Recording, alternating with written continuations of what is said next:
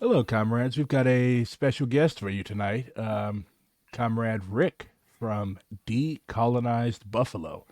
I actually used to think that this meant that you were from Buffalo, Rick, like Buffalo, New York, and you all had a revolution up there and successfully decolonized that region. But alas, it is not to be. So, well, it is to be, but it hasn't been yet. Um, so one of my favorite books is Bury My Heart and Wounded Knee. It's basically like um it's like a history of the struggles of various indigenous nations. So tonight we're going to be talking about Chicanismo because a few comrades expressed the desire to hear about this from an indigenous perspective. So starting off with a brief excerpt from this. Nana was a leader of the Apache people in the Southwest. Um, Nana, in his 50s, but tough as rawhide, considered the English speaking white men to be no different from the Spanish speaking white men, the Spanish speaking Mexicans he had been fighting all his life. Geronimo, in his 20s, had not yet proven himself. And then in the initial actual chapter of the book, um, which covers the struggle of the Navajo people to keep their land. Um, it talks about Manuelito, who was a major guerrilla leader of the Navajo people, and D. Brown goes on to say that Manuelito and his band had grown angry at the Americans. They had been wealthy, but the soldiers had made them poor. The Navajo were extremely renowned sheep herders and raisers of other types of livestock. To become ricos again, to become rich again, they must raid the Mexicans to the south, and for this the Mexicans called them ladrones, or thieves. For as long as anyone can remember, the Mexicans had been raiding Navajos to steal their young children and make slaves of them. And for as long as anyone can remember, the Navajos had been retaliating with raids against the Mexicans. After the Americans came to Santa Fe and called the country New Mexico, they protected the Mexicans because they had become American citizens. The Navajos were not citizens because they were Indians, and when they raided the Mexicans, soldiers would come rushing into the Navajo country to punish them as outlaws. This was all an angry puzzle to Manuelito and his people, for they knew that many of the Mexicans had Indian blood, and yet no soldiers ever went rushing after the Mexicans to punish them for stealing Navajo children. So that lays out the contradiction between indigenous people and the Mexican state to the south. Because like I was of this opinion as well. I mean, is it not a verifiable fact that most Mexican people have indigenous ancestry? I think we will have to look back to say that most or all Mexicans have indigenous ancestry. I would say that's false in my point of view. Really? And the reason I say that is because that is, in my point of view, an anti-black sentiment, because that erases how many black people were in Mexico, have lived in Mexico, and people don't understand that Mexico had as many or more black people, enslaved Africans in their country as the U.S. as much, right? Wow. And so yeah, and then the number is even higher when you go into South America, Hmm. right? So at the same time, can you go on the slides? Maybe I should introduce myself first, right? Yeah, So I'm in the slides. so okay, so I'm Rick, from Decolonized Hold Buffalo. up, hold up, My hold pod, up. Can you see the slides? I can see them. All right, cool, cool. Yeah, I'm Comanche, and I have a master's in Indigenous Peoples Law from the University of Oklahoma. Let's go back. Let's go to the next slide because I'll talk about this. Okay. Right. So here's a map of where Spain colonized in the Americas. Right. And what we have to understand is that the Americas wasn't only the place where Spain colonized; they also colonized the Philippines. So what they did is they took indigenous peoples from the Philippines and brought them over to Mexico, and indigenous people from Mexico into the Philippines. So some people in the Philippines have Mexican indigenous ancestry and don't know about it. And a lot of people from Mexico have Filipino ancestry. At the same time, there was a lot of black, Africans brought in through the slave trade. So the Spanish moved people around, Hmm. right? So if you are not from a certain place, you're less likely to rebel because you don't know where you are, Yeah, right? that's So yeah, the British actually did that on the East Coast. Like out in the aftermath of King Philip's War. King Philip was Wampanoag. His real name was Metacom, but the British basically came and labeled all the headmen with titles like you were Duke so and so or King so and mhm, so. But King Philip Metacom had a rebellion, and they killed him, and they displayed his head in Plymouth for decades afterwards. But they shipped his mhm, family to the West Indies. I believe they sent them to Jamaica or Barbados or one of those other places. So mhm, like you said, you cannot enslave a person on their original land. So we're going mhm, to send you to Jamaica where you know nothing about and enslave you there. yeah. So can we go to the next Oops. slide? So yeah, so here's if if you can look this up on if you Google Spanish colonization globally, uh, and you can look up there's the Philippines. There's also, if you zoom in later on yourself, people on Google, there's the Canary Islands. They actually colonized there before the Americas, right? So next slide. Yeah, I looked up. They had the original inhabitants, the indigenous people of the Canary Islands, had this. They had this really cool whistling language. Like they would whistle. That was how they spoke to Hmm. each other from like because the Canary Islands are extremely mountainous and hilly. So Hmm. if I recall correctly, they were also shepherds. But like it's really cool. The language is pretty much dead now. But it's pretty neat how much history the Spaniards have basically ruined. Hmm. So here's Gerald Horn's book, The Dawning of the Apocalypse, and one quote really stood out. When I read it, and it says by 1576 there were reportedly more Africans than colonizers in the important node that is Mexico City. That tells you a lot, I did right? not. How? Yeah, like I didn't know that. Like coming up, Yeah. like we were taught that the Mexican people, like Mexicans, will tell you themselves that we're not. We might have a black ancestor here and there, but my blood is half indigenous, half Spanish. Like No. they didn't even recognize Afro Mexicans. Like if you go to Veracruz, you'll see people that look like me.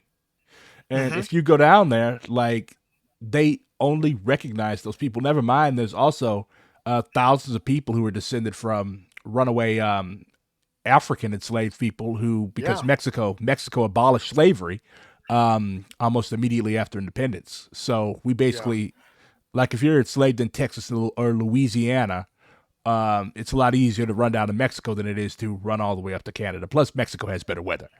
But Hmm. yeah, it's amazing. Like they basically this whole La Raza, the cosmic race, mestizaje thing.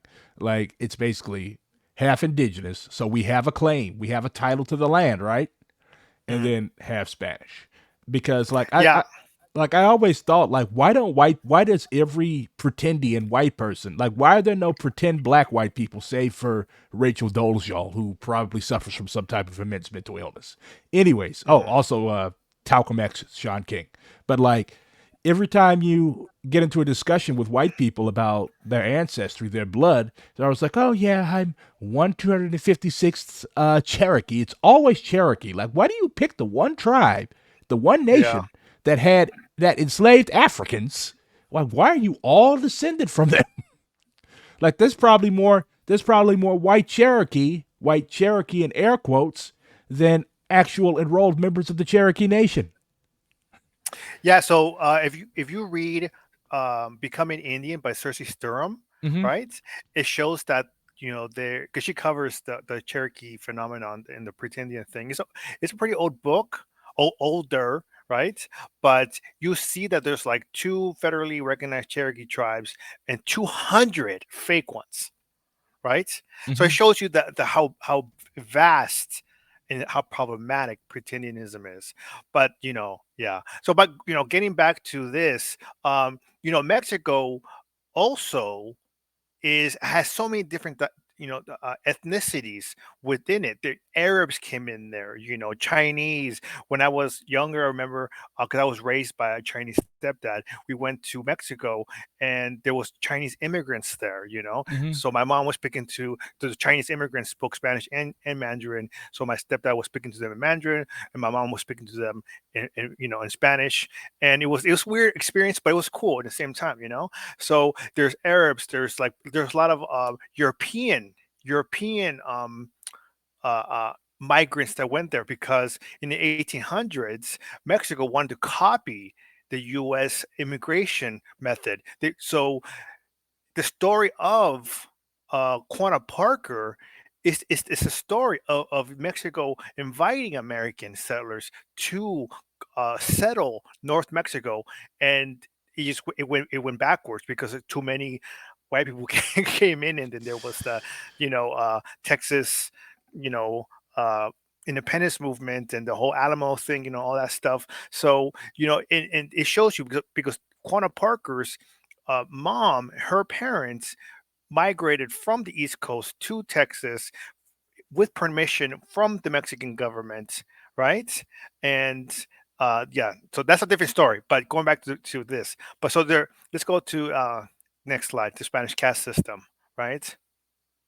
So early on, there's a caste system. There was around 40 different caste system. There's like 20 major ones and um, 40 minor ones. So many Spanish women didn't actually migrate to the Americas, so the men had to find wives, and the Catholic Church created this caste system. And what we have to understand, the caste system wasn't created in Mexico, it was created during the Reconquista. The reconquering of Spain from the Moors, right? The Arabs, the Africans. So, for 800 years, uh, um, Muslims, I would say, ruled Spain, right? So it was Africans, Arabs in Spain, and they had science and they had, hygiene, Basically, and then basically introduced the Europeans to the finer points of yeah, farming, civilization. yeah, like and here came the Goths, the Spanish, the white Spanish, and they came in, and during that time they created uh, a blood quantum type system, caste system, right? Mm-hmm. Um, and it was and when so the Reconquista stopped. I mean, they pushed out uh, the Muslims in 1492, but the Spanish went into the Americas in 1491. So they just continued that blood quantum style within the Americas, right? I mean, it didn't stop, right? So it was 800 years, and then after that, it was the constant blood quantum caste system style of rule Yeah, in just the looking at Americas. just So looking at some of these categories, like, okay, like I can read Spanish, so oops, Espanol con India, mestiza. So like mestizo, like if you talk to a person of Mexican descent, a Chicano, like they all pretty much consider themselves mestizos. Mestiza con mhm, española. So when you have a mestizo con española, a mixed individual of basically first generation indigenous and first generation Spanish descent, that's a castizo. Then you have a castizo con española, español. It kind of goes like it's like a circle. mhm, Then they have black people here, a mulatto, one that is basically half black, half white, a morisco con española chino, chino con India, um, salta, salta something. But like it's amazing. Like if so, and like I've talked to like Mexicans call us like they call African Americans morenos, which is basically brown. But yeah, they call like negro is basically like if you're straight from Africa, like if you are extremely dark. But like most African Americans, due to our various admixture of European ancestry, we're like brownish. So that's what they call us. They call us morenos, browns. But they call negros like basically people from directly from Africa. So they still have that caste type thinking. Like, no, you're not Negro if you are of unless you are of unmixed African descent. And since there's nobody of unmixed African descent in the United States anymore, probably with the exception of a handful of Gullah Geechee people in South Carolina and Georgia, they made up a whole new category for us. That's some wild shit. Like, look at all of these. Like, how you just have dozens of boxes to put people in. Yeah, so I would recommend reading Before Mestizaje by Ben Vincent III. And the Catholic Church, they maintain these records, and even in the book, it shows that sometimes when the church didn't like a family, they would miscategorize the baby when they were born, right? And they will have to the family will have to petition and blah blah blah, and it shows you it's not really accurate because like, do you really trust the Catholic Church I to don't trust the be Catholic Church. I don't trust the Catholic yeah, Church when it comes to anything. Well, to, yeah, do you- The Pope did do a very like milk toast statement about the war in Palestine, but like I don't trust the Catholic Church or any of its popes on anything. It's yeah. probably So one of the. I'm trying not have, to have sound like a conspiracy theorist, but that's probably most insidious institution in human history. next slide. All right, and The, we're the talking, trusting that church will come up later, but yeah. but yeah, talking about So yeah, like you're talking about the caste system. South Africa actually had something really similar. Like you have Africans, basically, like you have to be in the Xhosa tribe or tribe nation or Zulu. Like you have to be enrolled. But like when the Boers showed up, the Dutch and the Huguenot French, when they showed up, they basically they were forced to like do what the Spaniards and the Americas did, have kids with the locals. So there's basically a whole ethnic group down there. They're called colored, who are descended from those people. But like because of so much interbreeding, because the colored people are not considered white, so they cannot marry into the Africana ruling class or the British ruling class when they were still a British colony. So they were basically forced to intermarry with each other, or they were forced to marry people who were classified as African. So it was basically just as arbitrary as you described with the whole Catholic Church deal. Like they would put a mhm, pencil in your hair, and if the pencil fell out of your hair, you would be considered colored. If the pencil stuck in your hair, you would be considered African. Same thing, they would look at your shoulders. If your shoulders sloped a certain way, you were considered colored. But if your shoulders were like, eugenics. yeah, eugenics, basically. Yeah. So yeah, that we all know that's a racist science, but Mm-hmm. but um, so uh, after the independence of Mexico from Spain, uh, to you know, the term mestizaje. There's two different terms, right? There's the white mestizaje, and then there's like the moreno mestizaje, right? The white mestizaje is like you want to marry white, like marry somebody that's whiter than you in a whiter caste Mejorando, system. Yeah. mejorando la raza, bettering the So race. yeah, and then the other one is mestizaje, and that was kind of like everybody that's mixed, that's not white, the whiter caste systems. Like, yeah, they're mestizaje, but they're just like the lower type of mestizaje, right? The moreno mestizaje, right? But we have to understand that people that were just black or indigenous, well, they were still in the bottom of this caste system, right? So it shows you that Mexico tried to move forward, but they still carried this caste system with them until the revolution. And even then, we will see how fucked up it was. Mm. Next slide. Mm. Okay, so How did I go all the way to? post-revolutionary Mexico, intellectuals wanted to get rid of the caste system and incorporate everything. So Canada had their Indian question, the U.S. had the Indian question. Canada and the U.S. are very similar because they both originated from British colonization, right? And Mexico originated from Spanish colonization, so they handle things differently. There's some similarities, but there's also big differences. So Mexico had an Indian question: what to do, right?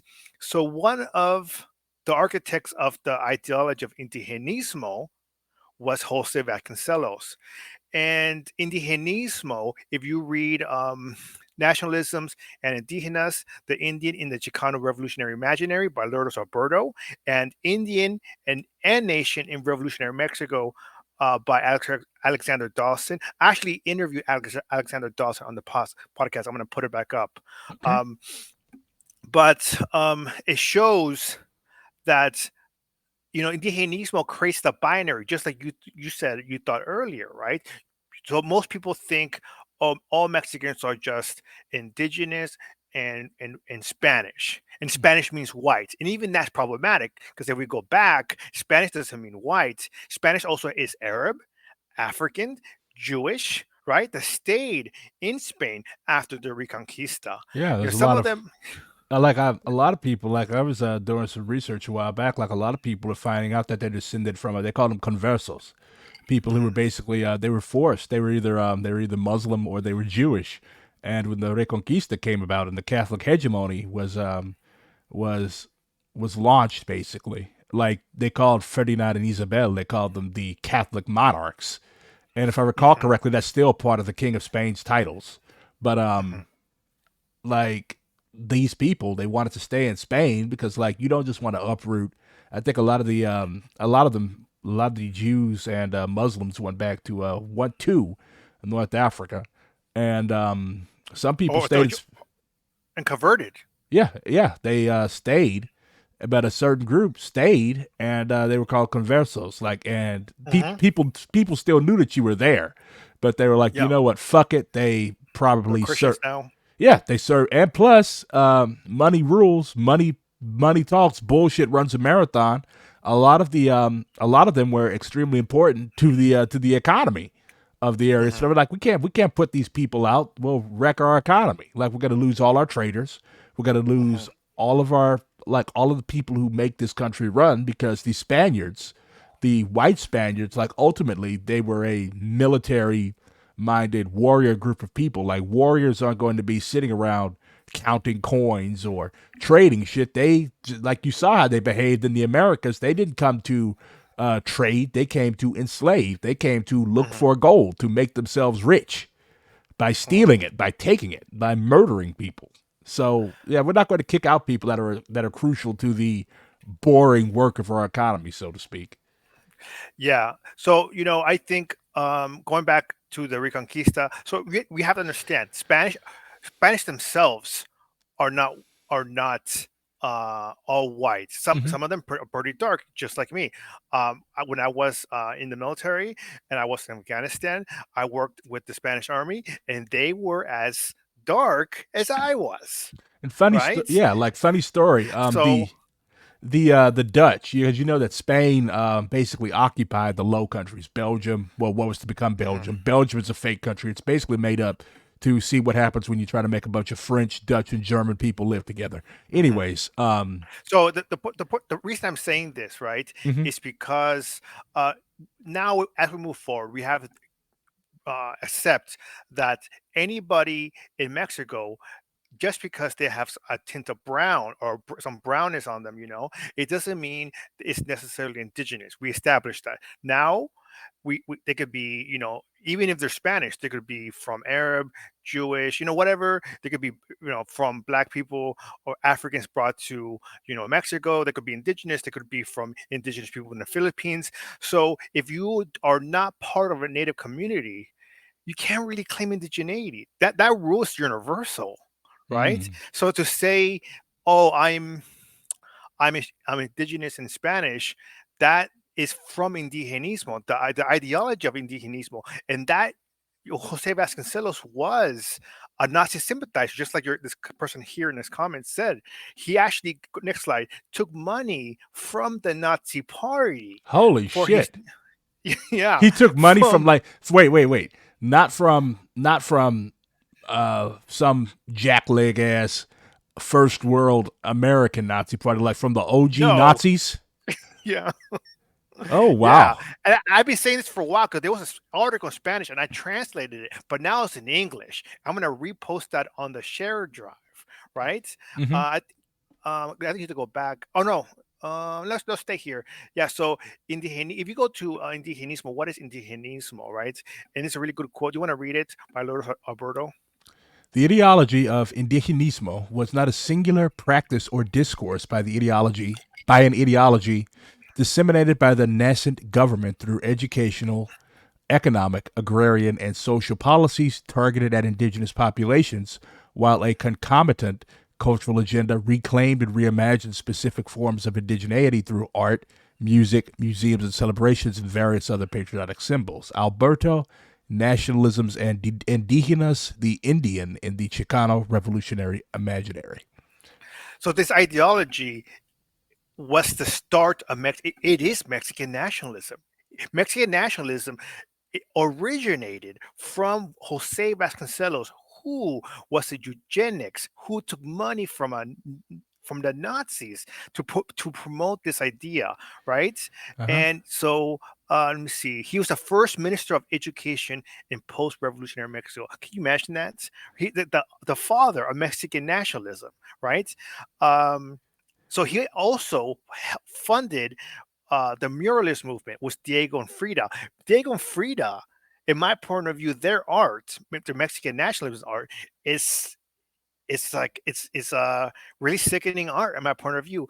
But Do- Diego and Frida were communists, though, weren't they? yes, they were, but they were Mexican pat socks.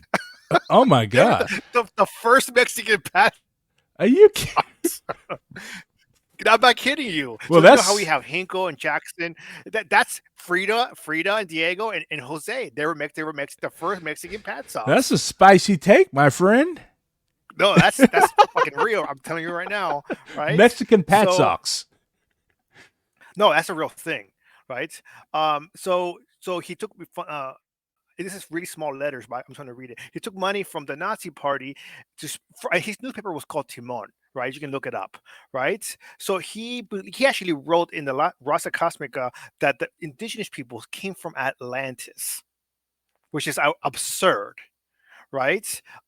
He believed in the creation of the fifth race, made up of white, black, and Indian and Mongol, and that will lead the future of Mexico, right? So this is that And there's cosmic. So he basically wanted everybody to get together, fuck each other, and yeah, create a cosmic race.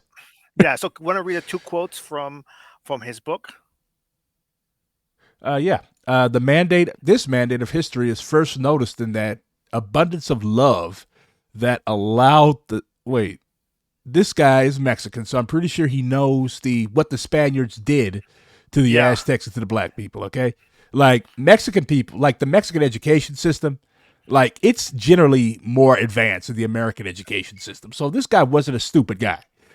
The abundance of love that allowed the Spaniard to create a new race with the Indian and black. This wasn't love. This was no, it rape. wasn't love at all. Can you imagine? He thought the Spanish did it out of love, and the Spanish were genocidal, Yeah, they were right? genocidal. They were genocidal rapists.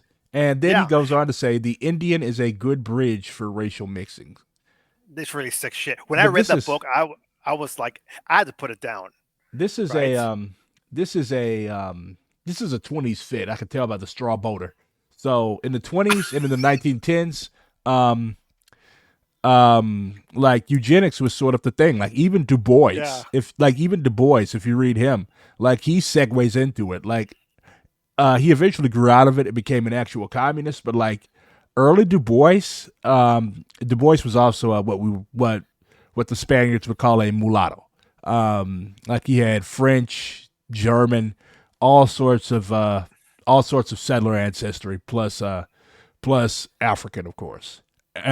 But he was very proud of the fact that he had no Anglo-Saxon blood. Anyways, like he yeah, talked about the talented tenth, basically that like he thought that the 10% of black people in America the would guide and lead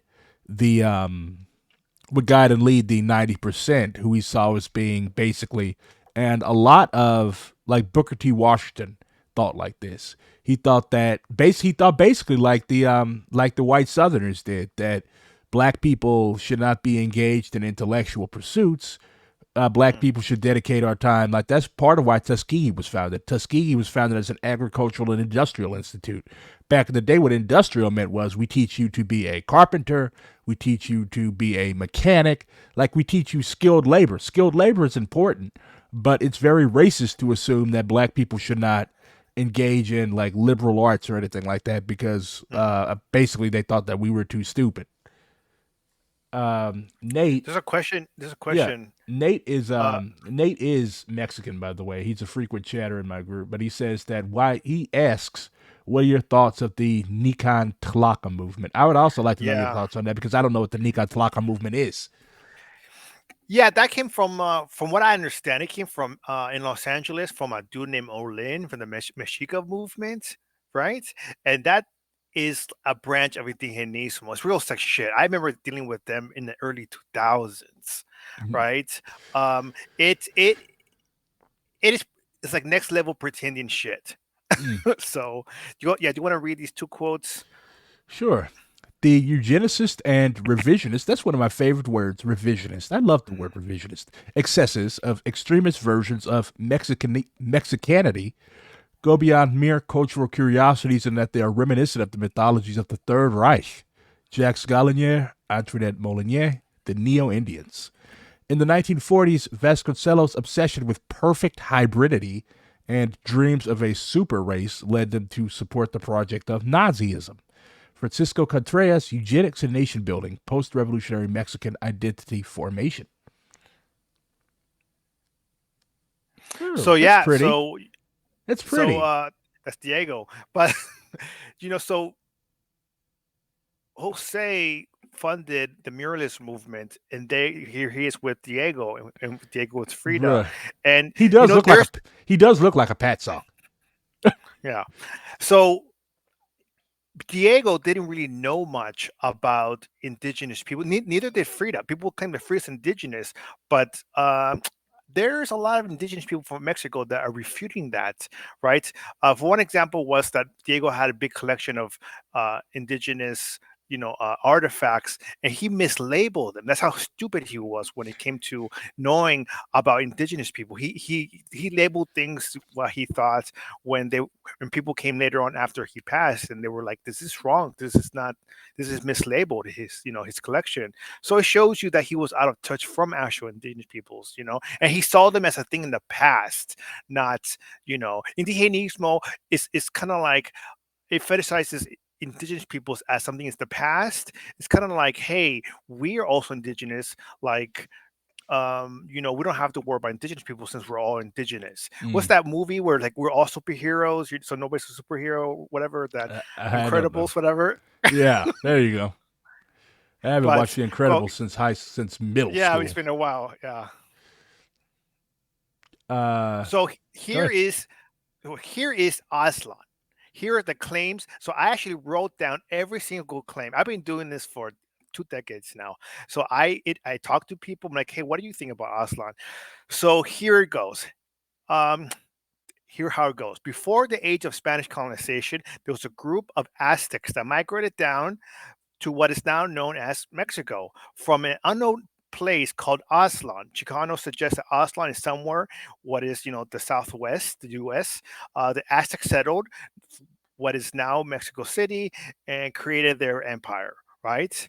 And the Spanish came and colonized all this land, which was later called New Spain, right?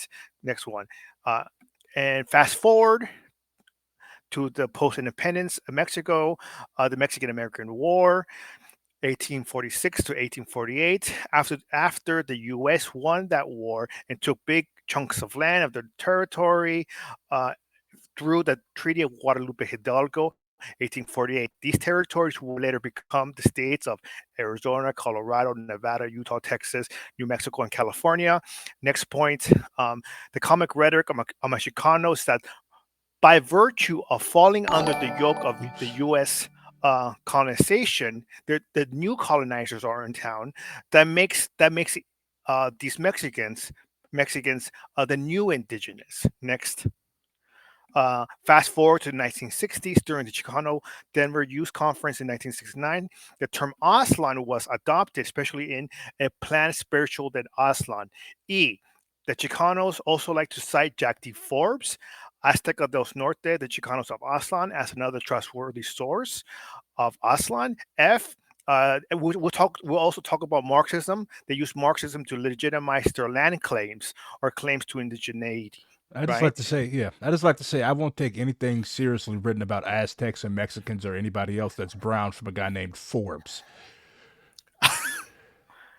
And it's ironic because we'll talk about Buffy later, right? So here's my rebuttal to it. So I do acknowledge there are origin stories. The Comanches, um, we have a similar story. We came from the Shoshone, we traveled south, and we created our own community. We from Shoshone to Comanche, right? Mm-hmm. So it's very similar, but so my rebuttal has two sides. The first, it suggests that all Chicanos are descendants of Aztecs, which we know now that's impossible. Right, we talked about the mixture of Mexicans, right? And there is no indigenous communities in the Southwest that claims that Aslan is. Nobody calls it Aslan in the Southwest, Mm-hmm. right? And let me see. So yeah, basically like they because the Aztecs were and the Aztecs themselves were like colonizers, weren't they? Like they conquered dozens of other tribes. That's why it was so easy for the Spaniards to mobilize these tribes against them I because wouldn't they say I wouldn't call them colonizers. I think that was just nature of humans back in the day. I mean, Comanche, we did the same thing. We took over stuff. I wouldn't say we're colonizers, right? I think colonizers are the Europeans, Hmm. right? So, but yeah, next. Yeah, but like somebody says that Aztecs were hegemonic. Like a lot of people didn't like them because they did like some pretty fucked up shit objectively, right? I think we have to go. Wait, let's see. We have to go to next B. slide. Right there. Yeah. So the next claim comes that we didn't cross the border, the border crossed us. Kind of like the picture I sent you, Mm-hmm. right, from earlier. This refers that the land was lost by Mexico. Uh, Wait, it's so small here. Uh, it's okay. I got it. Uh, Would you like me to? Would you so like me to help you? Would you like me to read it? yes, Okay. The next claim comes with the phrase that is very popular. We didn't cross the border crossed us. This slogan refers to land that was lost by Mexico after the Mexican American War. Many Chicanos claim that the creation of the Treaty of Guadalupe Hidalgo is when their oppression at the hands of American settlers began. While I do not deny the history of anti Mexican persecution from white American settlers, this persecution does not classify Mexicans as indigenous. Within the treaty itself, there was a clear distinction made between Mexican settlers and indigenous peoples. Dee mentioned that in Bury My Heart and Wounded Knee. Like the hmm Mexicans, after the conquest of these parts of territory by the United States, the Mexicans are actually seen as being citizens. Whereas, hmm shit, my people, black people, weren't seen as citizens until after the Civil War with the Reconstruction and hmm amendments to the Constitution. The divisions revolved around the savagery civilization binary, as Mexicans were described as settlers and indigenous peoples were described as savages. This was also shown in Article 8 of the treaty by having Mexican settlers become citizens within 1 year of staying in the newly absorbed territories that were absorbed by the United States. Yeah. So another aspect in a treaty, it says that if a Mexican was taken hostage by a local indigenous, natives, that the U.S. Army would come in and save that Mexican from the natives, and that they can go back to Mexico or they can stay in the U.S. Right? So it shows. Right. It also talks about land rights. So the Mexican settlers had land rights.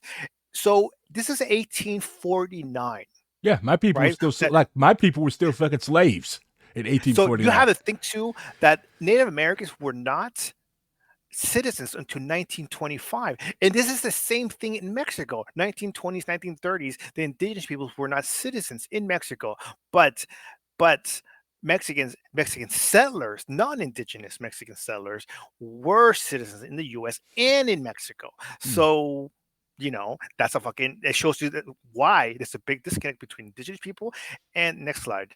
So Thank you. would you? So just a question: would you draw a distinction between the like basically the people who owned land in California, the Californios, or Oh, they're settlers. they're settlers, but like Yeah. the people who came across the border, who came across the Rio Grande as braceros. I'm pretty sure you're familiar with the fact that the United States during the World Wars and during the Depression made use of Mexican migrant labor. Like, would you call them people settlers too? If they are descended or if they are part of a native community, then they're indigenous, right? That at that time it didn't capitalism didn't discriminate if somebody was a settler or indigenous. So a lot of people came to those programs and came to work. They could have been indigenous and they could have been settlers. I can't you can't dis, you can't make the distinction just Mm. because of that program, right? Is you can't only say it if the people belong to a native community, Okay. right? So, So it's basically the same for Mexican people as it is for white people. Like people made a lot of were making jokes about Elizabeth Warren, basically calling her mhm, Pocahontas. I think Trump called her because mhm, she actually received benefits from claiming indigenousness. Right? She claimed to be a mhm. member of the Cherokee Nation, but Cherokee people came and said we don't know her. Like Yeah, you want personally, like me go personally, ahead. my opinion is that like if you okay, some people say if you weren't raised on a res, you're not indigenous. But like if you have no actual ties to indigenous culture, you don't know how indigenous people from the nation that you're claiming do things. Like black people do this a lot too. Like if you go to New York, you'll constantly run into brothers who say that they're Shinnecock or they're Lenape or they're Wampanoag and stuff like that. And they don't know anything about how these people historically lived, even though just like if you go to the South, you have black Seminoles, even though Shinnecock, Lenape, etc. tribes and nations did historically intermingle with Africans and accept Mhm. African runaways. But just because it's in your blood, distant in the past, it doesn't mean that you have an actual connection to And we these talk about that. groups. Yeah, like Yeah, it we talk doesn't. about that. Yeah, like you don't have a connection to these actual groups of people. Like you were saying that Mexicans treated indigenous people as if they were like distant, something that's happened long ago. They're all gone now, but here's we can learn from them. Mhm, Like the Seminole, the Shinnecock, the Lenape, like the actual nations still exist. mhm. Yeah. Can you read this for me? I know it's tiny Yeah, I for can. me. Thank you. I want to save your eyesight. It was during this time. It was during this time Mexicans sought to differentiate themselves from Pueblo people or natives by claiming whiteness and thus the rights of full citizenship reserved for white males in American society. Just an aside, Mexicans, because like there really weren't many black people in New Mexico or Arizona or California until World War II, but in Texas, where there were large amounts of both black people and Mexicans, Mexicans were actually during the Jim Crow era. In many cases, they were. It was sort of like because Jim Crow was like basically an informal thing, even though there were statutes. But in Texas, it's interesting. Like you actually had many Mexican people who were labeled as being white. Like they were allowed to attend school with white people. And during the civil rights era, some of the most virulent racists. I don't think there were Mexicans allowed in the Klan, but like some of the most virulent racists who were helping to run us out of white neighborhoods were of Mexican origin. There's a lot of Yep. names. There's a lot of names.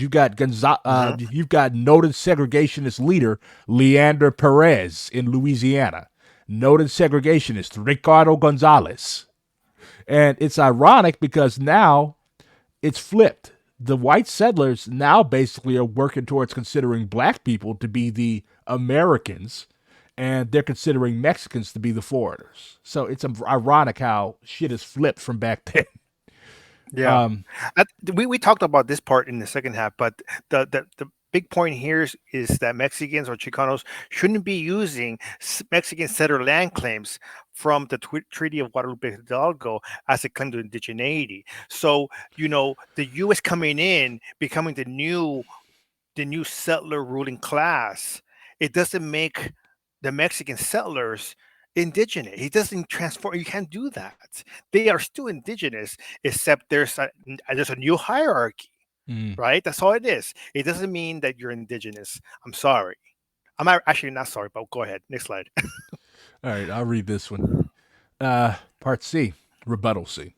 This rhetoric also ignores the history of indigenous people that reside in the U.S. Southwest in relation to American colonialism. Because the border didn't just cross Mexican settlers, it crossed indigenous communities as well. There are currently 175 federally recognized indigenous communities that were once part of New Spain, Nueva España, and then later Mexico. None of these sovereign communities have oral stories where they believe the territory is called Aztlan, nor do they see Chicanos as an indigenous community. The indigenous communities within the U.S. Southwest that did have encounters with Mexicans saw Mexicans as settlers. Yeah, next slide. Rebuttal D. I think we Asta. missed one. Oh, we went from C. Now we're D. Wait, let me see. See, yeah. Okay. All right. Rebuttal. Aztlan and Chicano Academia. D. The next part of the Aztlan land claim comes from the Chicano movement, Chicano Academia, and the Danza Azteca, Aztec dance community. The term Aztlan became widely used after the Denver Youth Conference of '69 and the creation of El Plan Espiritual de Aztlan. In the plan, it states that Chicanos must use their nationalism for total liberation and independence of our mestizo nation. One big problem is that within the plan, including its call for liberation, there is no mention of indigenous peoples and our sovereignty. I have heard some Chicanos claim that indigenous are mentioned within the plan, where it states that Aztlan is a union of free pueblos, suggesting that the word pueblos stand for indigenous communities, but the word pueblo means town or community in Spanish. Most Mexicans that talk about and describe indigenous communities say pueblos indígenas, indigenous communities. The plan also calls for use of Chicano nationalism for unity, not for claims to an indigenous identity. While some Chicanos suggest that Aztlan is not an actual land claim, instead some claim that it's an imaginary place for their nationalism, like Atlantis. That itself is a mirror of the tactics of American settler nationalism by creating a nationalism on indigenous lands that they occupy. While the Chicano Nation is not the primary settler power, El Espiritual Plan de Aztlan is a manifesto intended for future setup of settler colonialism for lands of sovereign indigenous communities. So basically, what I'm getting from this is, okay, the Spanish came and took indigenous land. And then eventually, the Creoles and the Mestizos and all the other people who are now turned Mexicans, they made a revolution against the Spanish colonizers. Yay! Now, here comes Big Brother number 2, America, and now they take the land that the Spanish took from you, and indigenous people are just constantly, regardless of what nation it is, Chicano, Mexican, Spanish, American, whatever, constantly just pushed off to the sidelines while these great powers fight for their land. And the indigenous people don't count, apparently. That's what I'm getting from this. Yep. And rebuttal, misuse of Marxism. In this section, I will show how Chicanismo has tried to use revolutionary politics of Marxism to reclaim the territory the Chicanos call Aztlan. Even though I'm giving critiques of these Marxist positions, it does not mean that I'm critiquing Marxism as a whole. I am a Marxist communist myself, and I believe there has been an ignorance within communists about the Mexican nationalist history of Indigenismo and mestizaje, which has led communists to have a wrong stance. So it's basically from the way that comrades who support the liberation of the Chicano oppressed nation. It's basically taking the black belt thesis of the 1920s, which was endorsed by Stalin and the Comintern, and trying to apply it to Chicano people in the West. Is that how you read this? Can you repeat that again? I think I got kind of lost. From like, okay, so talking to comrades Hmm. who basically want to take back, reconquer the land that was Hmm. stolen in the Treaty of Guadalupe Hidalgo after the Hmm. Mexican American War, which was an illegal war, I might add, which was an unjust war. Hmm. It was a war for slavery. Anyways, it seems kind of like to have echoes of the. Are you familiar with the Black Belt thesis? I am. Okay, so does the Chicano thesis, the Chicano movement for the reconquest of this land, is it basically like, okay, the Morenos, they get a black belt, so we get a brown belt? Yeah. That's pretty much what it is. You know what? You know who supports that? Who? People like Maupin. Oh, really? People. Yeah. Caleb Maupin has actually said he said that he believes that Aslan should go back to Chicanos, right? Or that the Southwest should go to Chicanos, its own nation. So American Pat Sox obviously supports Mexican settler Pat Sox. So it's it shows you, right? So here's the thing. So we have to go. Never mind. I don't have to. We'll talk about this later. But No, we no, don't go ahead. have Let's we talk don't about have more. to go. No. So here's the thing. If you take a Chicano is a Mexican that was born in the U.S., right? Hmm. So let's say that Chicano goes back to Mexico, right? Is he still a Chicano? Or is he a Mexican? I would classify him as a Mexican. Then the Chicano thing's fucking imaginary. If a white person goes back to Europe, is he still American? Yeah, No, he's not, because American's a fucking made up thing. but no. It's not real, So right? you're saying if an Irish American whose Goes ancestors back to came, Ireland. he doesn't Yeah, and he become goes back to Irish though. Like the Irish don't claim those people. No, you don't know that. But some people have ties to their family. Let's say somebody that is it has ties to Ireland, right, and Okay, goes back to Ireland. Let's so say if his they're mom and dad were born in Ireland, and then that person or he or she were born in America, and they all decided to go back to Ireland because fuck this country, right? mhm. And does but that he make would that person but he would be Irish American in Ireland? but he would be an Irish citizen though. Like if both of you, like the Yeah, Irish hand out citizenship like candy, but yeah. like your average Irish American doesn't have any ties to the island besides getting drunk on Guinness I started to say 4th of July. I guess every March 17th. So The point I'm making is like American nationalism is an imaginary construct. It's an imaginary settler colonial construct. The moment this country gets abolished, the moment settler colonization gets abolished, it's that nationalism evaporates. When the moment decolonization happens, the same thing happens with Chicano nationalism. If a Chicano goes back to Mexico, right? mhm. He says, "Hey, I don't want to fight your war or whatever the fuck here or the draft." Is he still Chicano? If you go to Mexico, Mexicans say, "What the fuck's Chicanos themselves?" Right? So it's an imaginary construct. It's not real, right? And we'll talk about that later. Okay. Um, but like I said, like my goal is like I don't want to offend either Chicano people, people who identify as Chicano, or indigenous people. But like I was confused on this stuff myself, so I definitely appreciate both sides helping me understand this better. Um, Progressive Proletarian says they refer to Chicanos as pochos, though. Okay, yeah, you want to um, read the slide? yeah, sure. Quick intro to the revolutionary politics of Chicanismo. After the U.S. annexation of northern Mexico, there was a rapid proletarianization of masses of formerly Mexican small peasant farmers. That was produced by the October League in '75. This is similar. That was written by them. Yeah. Yeah, that was a new communist movement group. The assimilation to the American economic system positioned Mexicans that stayed in the U.S. part of the American capitalist class struggle. Through the guise of class liberation, the class struggle has been and still is being used by Chicanos to regain lost territory, so-called Aztlan.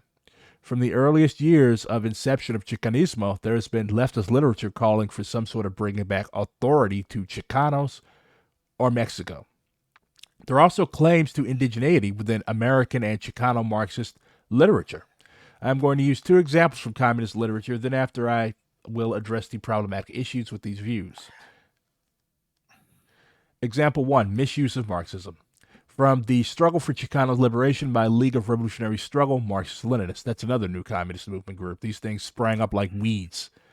I actually had to Google Chicanos, Chicanismo, and Marxist.org, and a fuck ton of things come up. Yeah. And I pulled out quotes. Yeah. So yeah, go ahead. There were a shitload of these groups. Oh my god, it is so much writing. Yeah. And each one of them, had their own special little line. They actually threw down over this shit. Like the RCP used to show up and beat the fuck out of people with tire chains over something that somebody wrote in a polemic.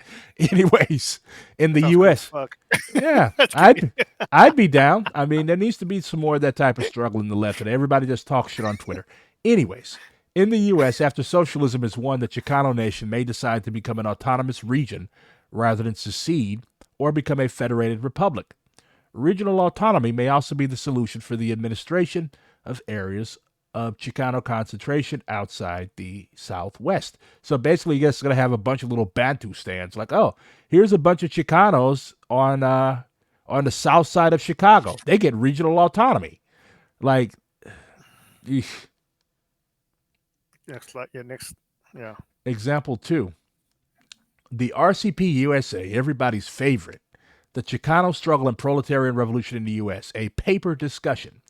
The proletarian state will uphold the right of the masses of Chicano people to land denied them through the violation of the Treaty of Guadalupe Hidalgo, which sealed the U.S. ripoff of land from Mexico in 1848. This treaty supposedly guaranteed Chicanos certain basic rights, such as the right to land, water, and the equality of the Spanish language. Okay, that's a lie. The Spanish-speaking kids got their asses beat for speaking Spanish.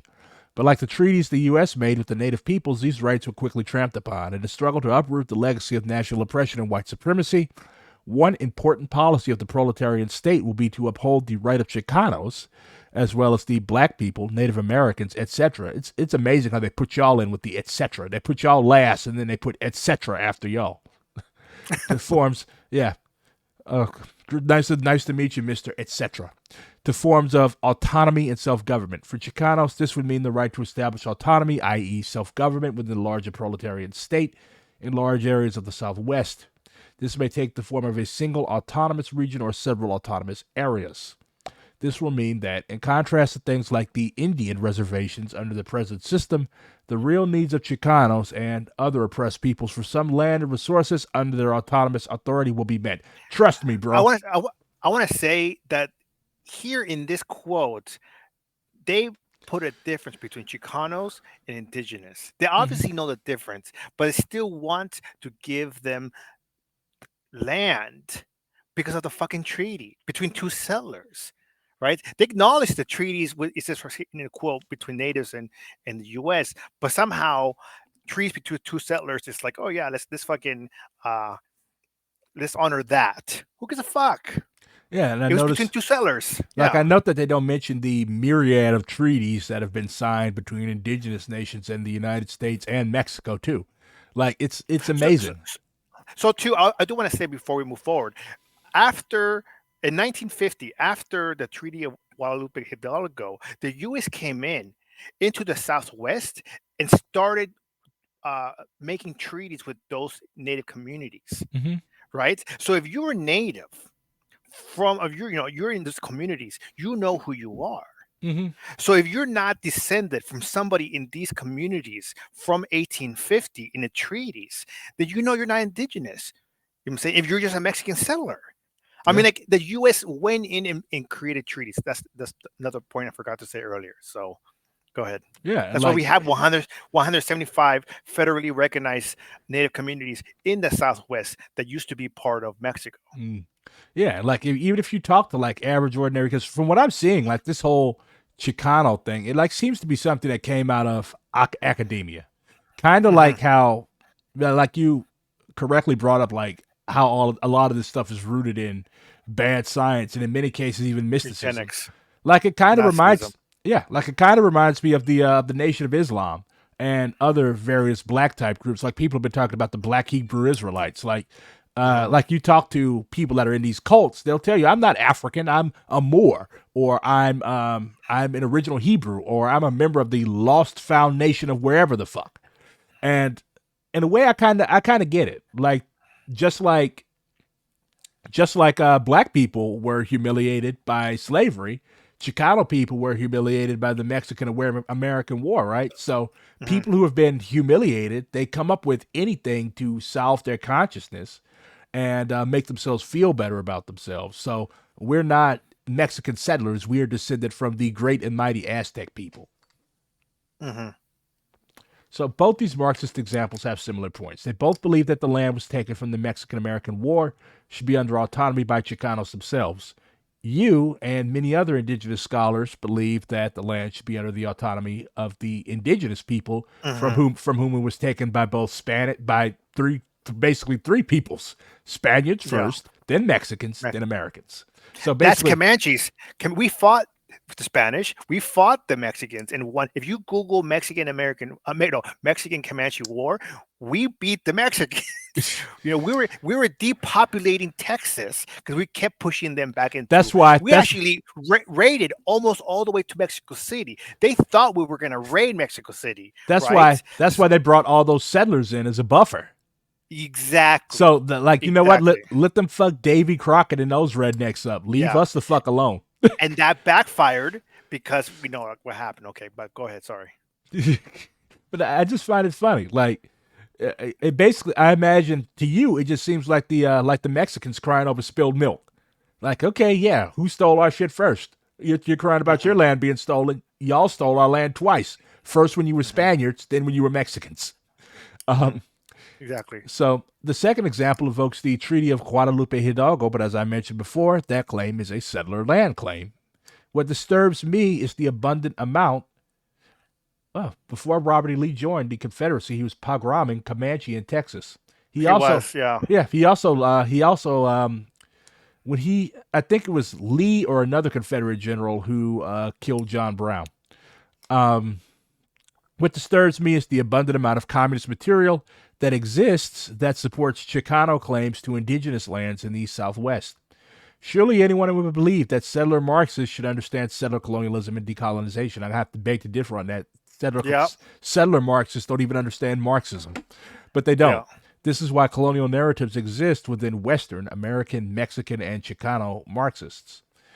I believe that the influence that the ideology of Indigenismo had after the revolution over academia spilled into Chicanismo and eventually into Marxist spaces within the United States.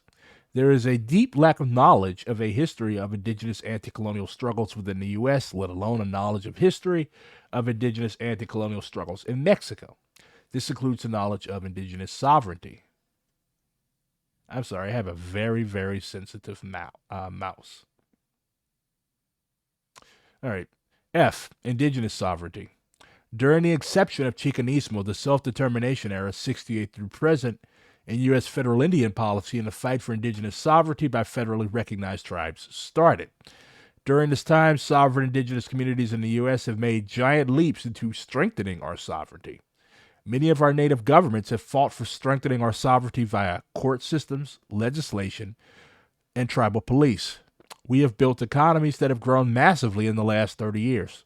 Indian gaming alone in the U.S. is around $34.6 billion dollars in 2019. We should also bring up, like, not every tribe has a casino, right? Nope. Not Not every every tribe. tribe. Like, people, like, I was watching The Sopranos. I don't know if you're a fan, but like I only watched one episode, the first episode. when I tried. when the guy when the guy with the slick hair, Silvio, is like, "Oh, but we gave them shit for that. They're all rich because they's all got casinos." And I'm like, bro, you have some tribes, like, look at the Navajo or the Apache, where like look at White Mountain. Like, they've literally just dumped nuclear waste on these people's land. Like, you see kids Hmm. playing on giant piles of uranium tailings. Like, you have some tribes that are broke as Craziness. fuck. You have some tribes that are broke as fuck.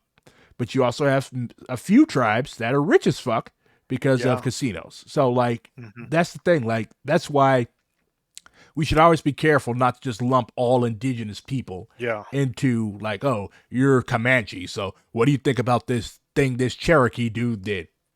Because that's chauvinism. Yeah. With It's like y'all all look alike. Y'all all wear feather bonnets, right? With these economies, native governments have created programs to help living conditions, health, education, and cultural preservation for tribal members. Our tribal economies are not run by CEOs, they're ran by native governments, which are part of the community. Marxists agree with this method of economic governments and call it nationalized economies. Indigenous peoples' economies are pockets of socialism in the United States. I'm not saying that tribal economies are perfect examples of communism, and I have my own critiques of indigenous economies. That's an analysis I've actually never heard before. So Yeah. there's socialism on the res. No, so you have to understand that the U.S. created this policy. So no one family or one person can own the casinos. Casinos are all communally owned by the Wait, wait, community. wait, wait, wait. So The U.S. created socialized casinos? yeah, the Indian gaming policy was created by the Department of Holy Interior. shit! It hurt itself in its confusion. No, but yeah, so our casinos are managed by the native governments, and the native governments obviously ran by the native community. So when we have something called per cap, which is like we get a percentage of the profits get distributed to all tribal members equally. It doesn't matter who you are. So some tribes have like $1,000 a year. Because Comanche, we get like 1,300 a year, right?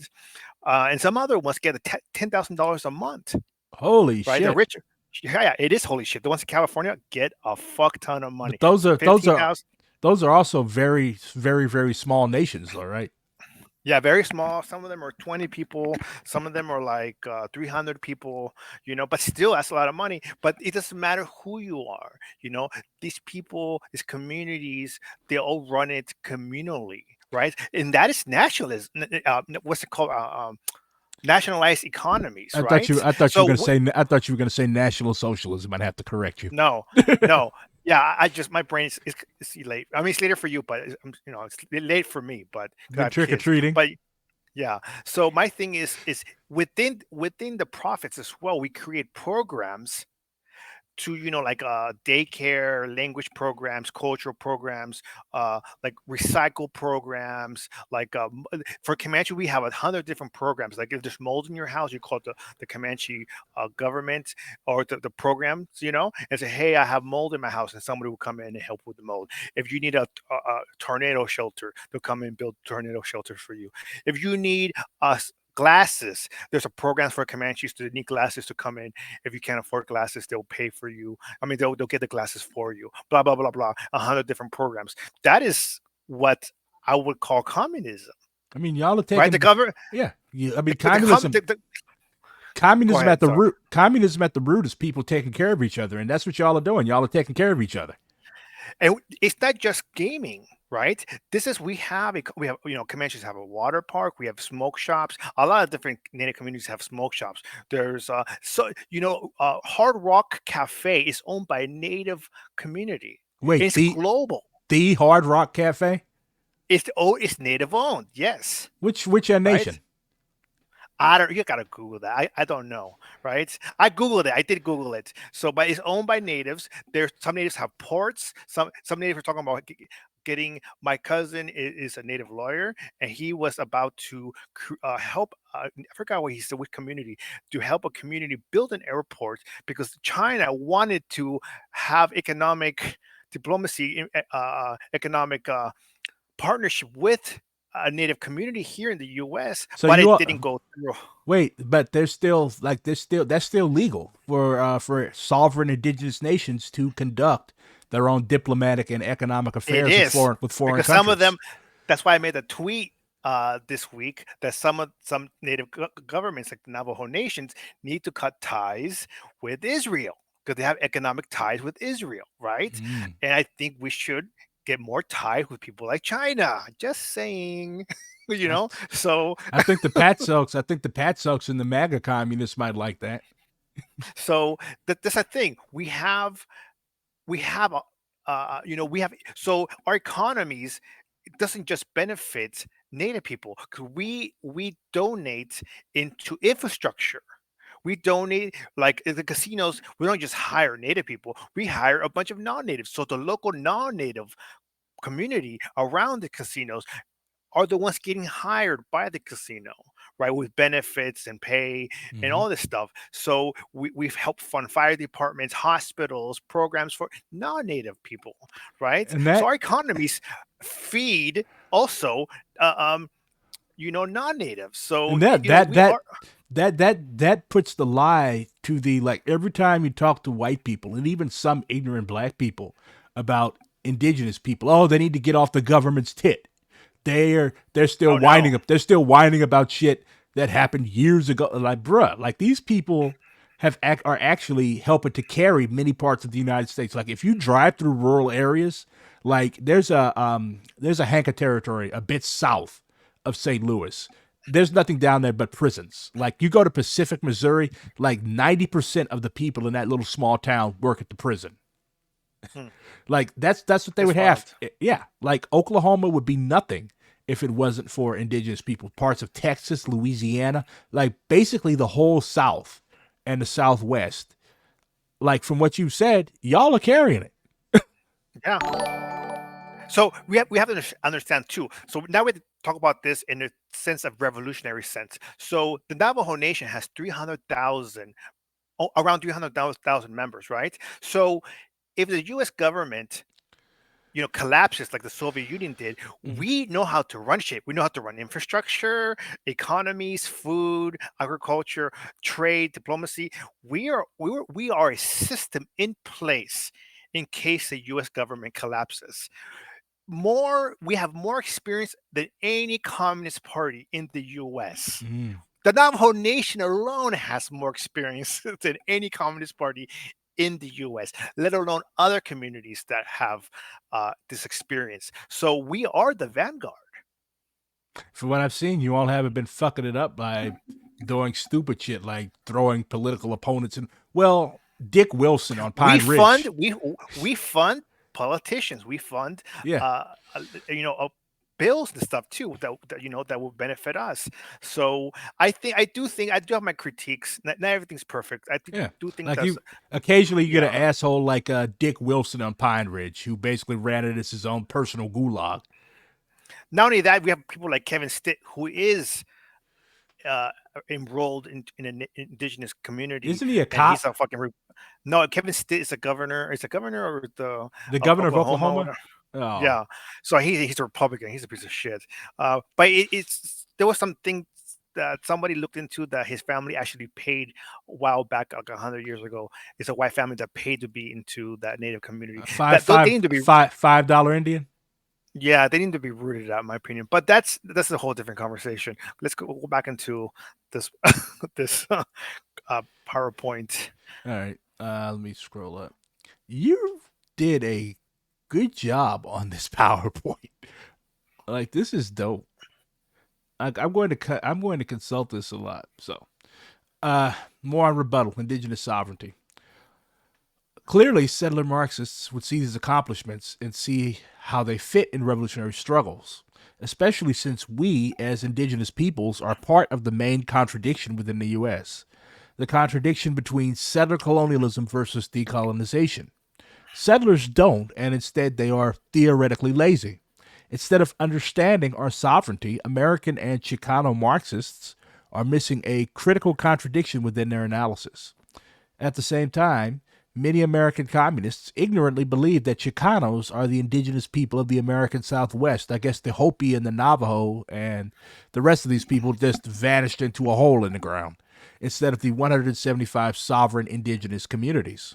Because of this missing vital contradiction and blatant ignorance of indigenous presence, American communists imagine a post capitalist United States where the paternalistic relationship between a communist United States, or guardian, and indigenous communities, ward, still exists. The same shit Pat Socks believe. Magic City Murals asks, "Who is my guest?" This is Comrade Rick from Liberated Buffalo. No, it's He decolonized Buffalo. decolonized Buffalo. I'm sorry. It's okay.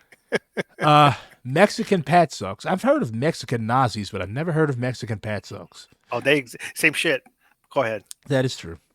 Or they imagine a world where a paternalistic relationship would exist between an imagined communist Chicano state and indigenous people in the area. Neither are liberation or decolonization for indigenous communities. Yamo says the most likely to establish socialism and a post colonial state are the tribal governments. They're way ahead of everyone else. No one is even close, nor would anyone else be legitimate, even the Chicanismo movement. I would also like to point out one more quick contradiction, which is the motive of the Chicano movement with revolutionary politics of Marxism. And I would like to highlight my concern as questions. Is the Chicano movement inherently Marxist, or does it use Marxism to fight against Anglo American settler colonialism for their own personal gain? Would an independent Chicano state be a Marxist state, or would Chicanos become the new settler bourgeoisie, especially after releasing themselves from the yoke of American capitalism? Answer would be they would just be another settler state. In Miguel Pinda's Chicano Liberation and Socialism, Pinda shows the hesitancy of Chicanos to classify as Marxists, probably because they are also extremely Catholic. At the Yeah. same time, in this book, he tries to convince Chicanos to be Marxists, just like their confusion about who can claim their ideology. Chicanos seem also to be confused about economic politics. The main takeaway of their movement's use of Marxism is that when the contradictions of indigenous history and our sovereignty are applied, Chicano nationalism is just settler colonialism disguised as decolonial liberation politics. Essentially, it's just spicy patsock ideology. That is a very spicy take, Brick. Okay. This talks about the culture. Aztec dance. Yeah, Yeah. Aztec dance. Very common strategy by Chicanos to self-indigenize is by misappropriating Aztec Mexica cultural aesthetics. This can be accomplished by participating in Danza Azteca, Aztec dance, learning an indigenous language called Nahuatl, or suggesting that everything Mexican is Aztec. Chicanos have conflicting stories about the origins of Danza Azteca, its purpose, and the proper way to appropriate it. According to Dancing Across Borders, Danza y Bailes Mexicanos, Florencio Yescas brought danza to California during the 70s, from Mexico City to teach indigenous dances and spirituality to Chicanos throughout the United States.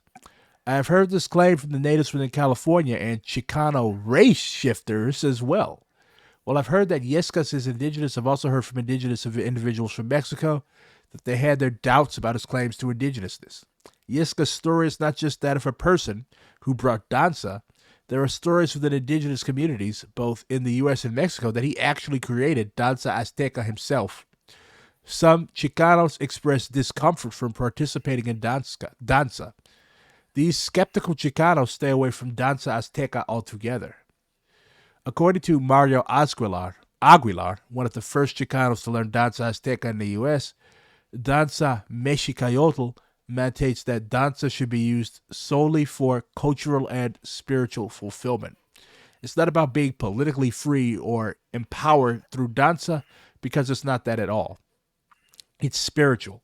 Now, if that gives you spiritual power and gives you the spiritual peace, in terms of peace, to go on a political quest or an economic quest, academic quest, those are the spiritual basis of danza, and everything else piles on like icing. While Aguilar claims danza is not political at the same time, it is documented that he began learning danza with the intention of spreading its traditions through the Reconquista, which closely paralleled the Chicano Nation of Aztlan. Union, Conformidad, and Conquista, which was dedicated to reconquering Mexican people back to their indigenous roots. So let me jump in here. So Danza Azteca, the Reconquista, is first off using a Spanish as term, the Spanish reconquered Spain as their own term is disturbing. Calling, so what they want to do is assimilate all Mexico um, into this Aztec culture, which is really sickening because Mexico has like I think 60 something communities in Mexico. Uh-huh. I'm not even sure how many communities are in Mexico, native communities, but to say we all want Mexico to be under an Aztec culture, Aztec dance, Nahua language, and this is where the Nicatalca movement comes in because I had Aztec dancers in Texas and in California tell me that their goal was not just to assimilate all Mexicans into this, you know, uh, Aztec culture, but all natives in the U.S., Oh, like wow. kind of like a continental empire, like so they're talking about. settler colonization, like with an indigenous mask, it's sickening. It's really sickening. So it's indigenismo 2.0. It's a cultural indigenismo, right? It's a next level indigenismo. Black people, we had a similar thing. Like during the same period, actually, like pretty much every oppressed nation in the United States, with the exception of indigenous people, of course, like they follow the lead of black people, even if they hate us. Like we invented black power, right? Then after black power, here Mhm. comes brown power, here comes yellow power, here comes all other types of power, queer power. You have all these different types of power, but like during the same time period, you had people like Molina Karinga, and all these other, like the Panthers used to call them pork chop nationalists because, like, in Fred Hampton, he actually gave a really good speech where he basically bodied them, saying that look at the people who want to go back to fucking ancient Mali or whatever. Yes, we should learn about our history. We should learn about our history, which was stolen from us. But you literally had people who were walking around with boo boos and other types of shit on and acting like that was the revolution. They Mhm. wanted to be basically bourgeois capitalists. And like when you look at, like, take Kwanzaa, okay? It's a syncretic tradition. I mean, New Africans are a syncretic people. Like we're basically an amalgamation of all different types of indigenous African nations. So that's cool. But like they center heavily, like, why are we learning Swahili? Like Swahili is a syncretic Bantu and Arabic language that was spoken as a trade language on the east coast of Africa. It's still a very pretty language. But like, why aren't we learning Yoruba, Igbo, the various languages that are derived from the groups that we were actually taken from? So it's focusing on like the literal name of this is Danza Azteca. Everybody knows that the conventional knowledge is that the Aztecs, they were the bad boys of Mexico, right? Just like the Swahili, they were the bad boys of the East African coast. So, in oppressed people, and we can't deny that Chicano people have been oppressed. Your analysis is just that they haven't been oppressed as they think they have been oppressed, right? So Mhm. Chicanos are definitely oppressed. Black people are oppressed. So oppressed people, they align with what they see as being strong aspects of their past, right? Even if it's ahistorical as all hell. But so I kind of understand where these people are coming from. But like you said, it's a mess.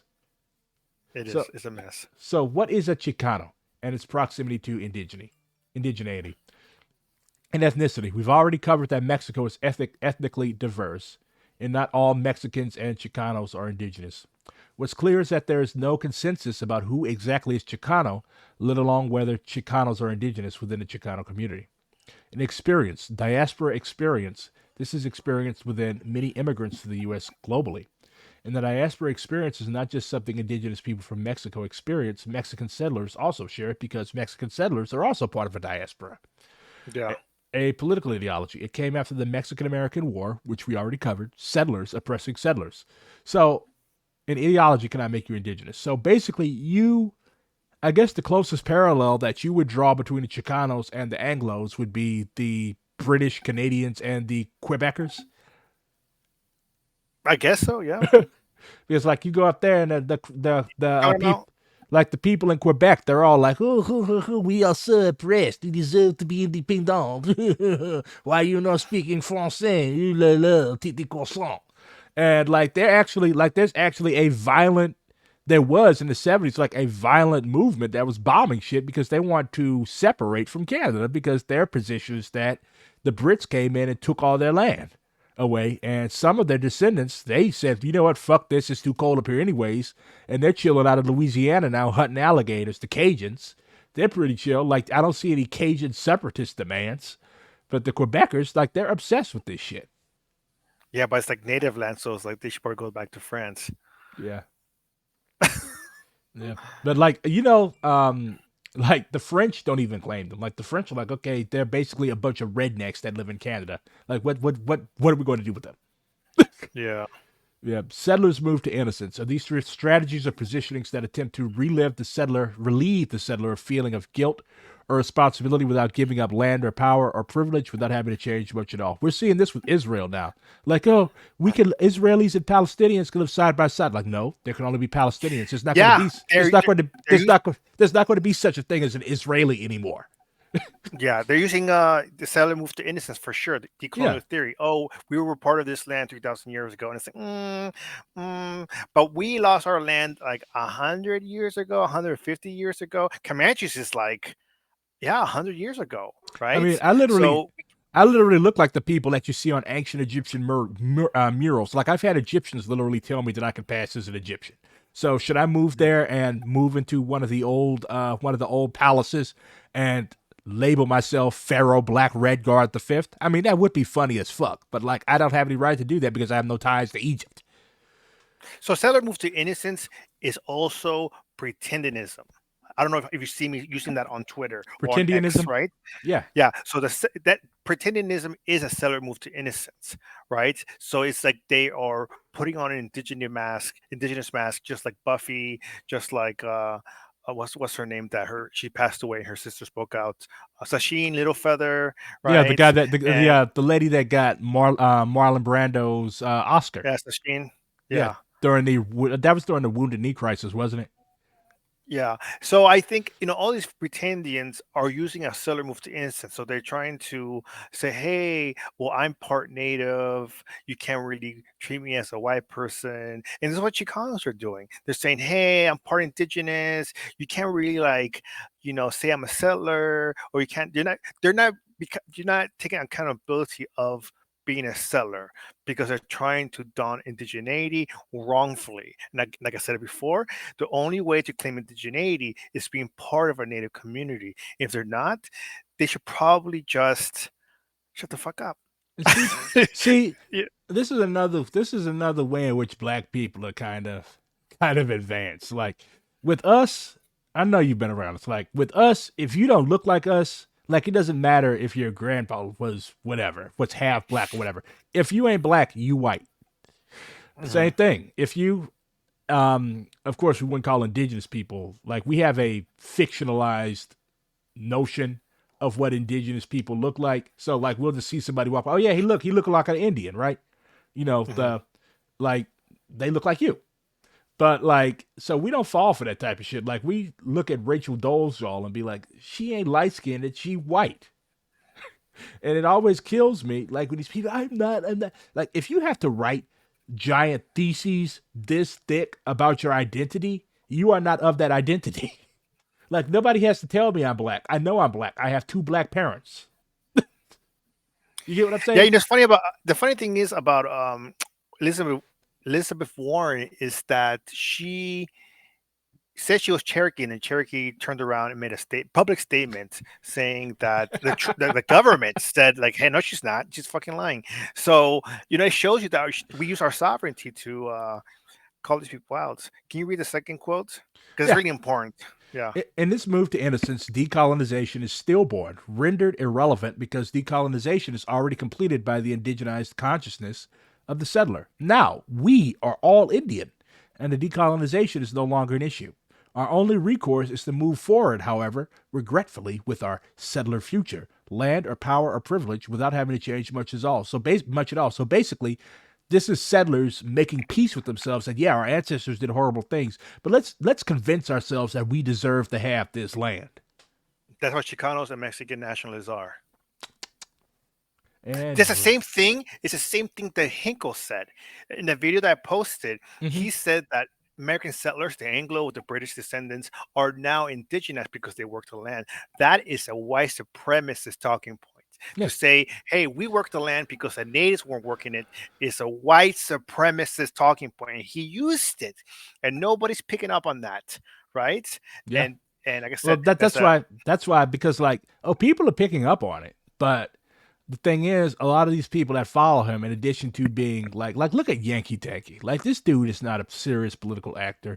He got ripped off by Caleb Maupin first, and now he's getting ripped off by Hinkle. Like this dude has codependency issues, and it's obvious that he's not all that well in the head in the first place. yeah. So Next slide. like that's most of the people that follow hucksters like that. Serious serious people who are seriously interested in doing politics, like of that milieu, I would probably say that the smartest one is Haas. Like Haas, I think he's fucking stupid. I mean, but still, he's the smartest in a bunch of stupid people. Because I that's made a why, video about Haas. I made 2 videos about Haas. yeah, that's why they see him as a leadership role, as in a He leadership doesn't know. role. Yeah, he doesn't know shit about indigenous issues Didn't he or drop out of? sovereignty. I think he dropped out of law school. Yeah, I don't know and where law he school's got. easy. I got 3.8, so I don't know where. I don't know. He probably went to fucking I don't see what's Cooley. so hard about it. He probably went to Cooley or somewhere. But I don't find him entertaining either. He has the debate style of a middle schooler at a lunch table, like a perpetually bullied middle schooler sitting at a lunch table trying to blend in with the cool kids. Decolonization is not a metaphor. Calling different groups colonized, ooh, Rutgers, gross, without describing their relationship to settler colonization is equivocation. Describing all struggles against imperialism as decolonizing creates a convenient ambiguity between decolonization and social justice work. We are all colonized may be a true statement, but it is deceptively abrasive and vague. Its inference, none of us are settlers. This is why labor or workers as an agential political class fails to activate the decolonial project. Or some even advocate for a borderless utopia in which nobody has any relationship with the land. This is something that communists and anarchists have to realize. Like, we can't just say labor or workers. That's class reductionism. Like, there are different strata of labor, there are different strata of workers. That's why I say you have to read Settlers. Mechanics of Dissent, Methods of Pretendianism. Distorted Dissent by Daryl LaRue. Mechanics of Dissent, where settlers are reclaimed and in which ways. Lineal Dissent, connections to the dead rather than a connection to the living culture of an indigenous community. This involves identifying direct ancestors in one's ancestral history. For example, Chicanos go through Spanish records. Aspirational Dissent, the actual indigeneity of the root ancestor at the basis of one's claim to an indigenous identity today is largely contested. For example, transforming a French ancestor in the 1600s into an indigenous woman. Black people actually do this a lot. Because, Rick, I'm pretty sure you are aware of, like, how black people got white blood into our DNA, right? Through rape. Right? Is he here? Where the fuck did you go, Rick?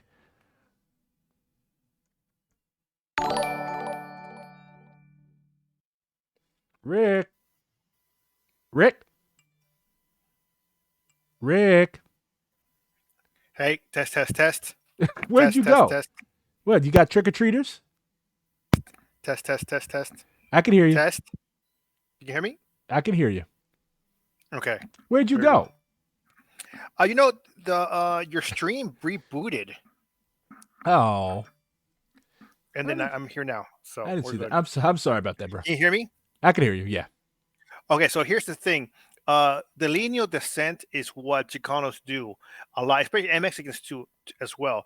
They will go to Spanish records and find an ancestor, a dead ancestor from the 1600s, 1700s, right? And say, oh, it says indigena, Indio inside the Catholic records, and then they'll say, oh, I'm indigenous, but like I said before, an hour and a half ago, do you really think the Catholic Church should be the say so of who's indigenous and who's not? Yeah, like you Right? mentioned, Can't.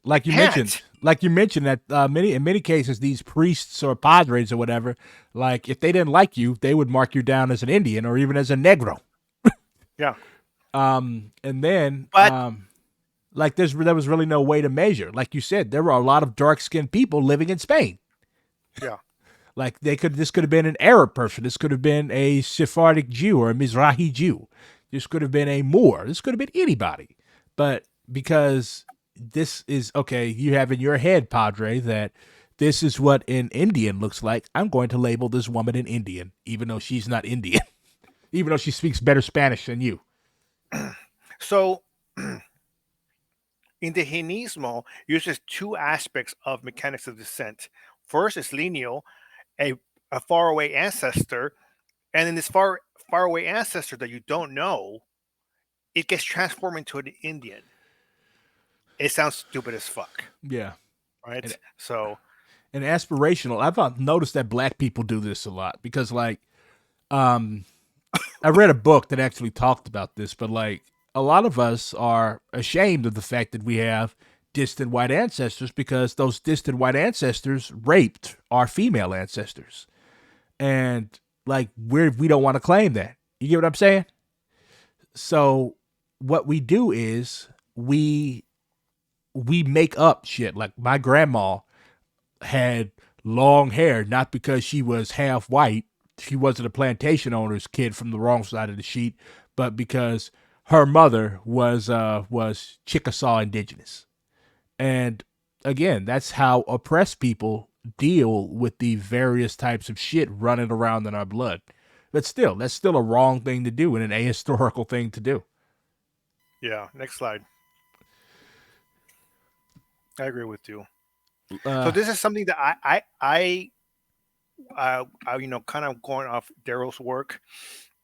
I created this concept called locational descent. So what Mexicans do is they'll say, "Oh, my family's from Michoacan. I must be put a Pecha native," but that's not how it works because they're not from a native community. You know, Michoacan also has settlers, right? So locational descent is like Chicanos do it all the time. They'll say, "Oh, you know, we're Comanches because our family's been here in Texas, or we are Apache because we're from Texas." But they have no ties to the Apaches, they have no ties to the Comanches.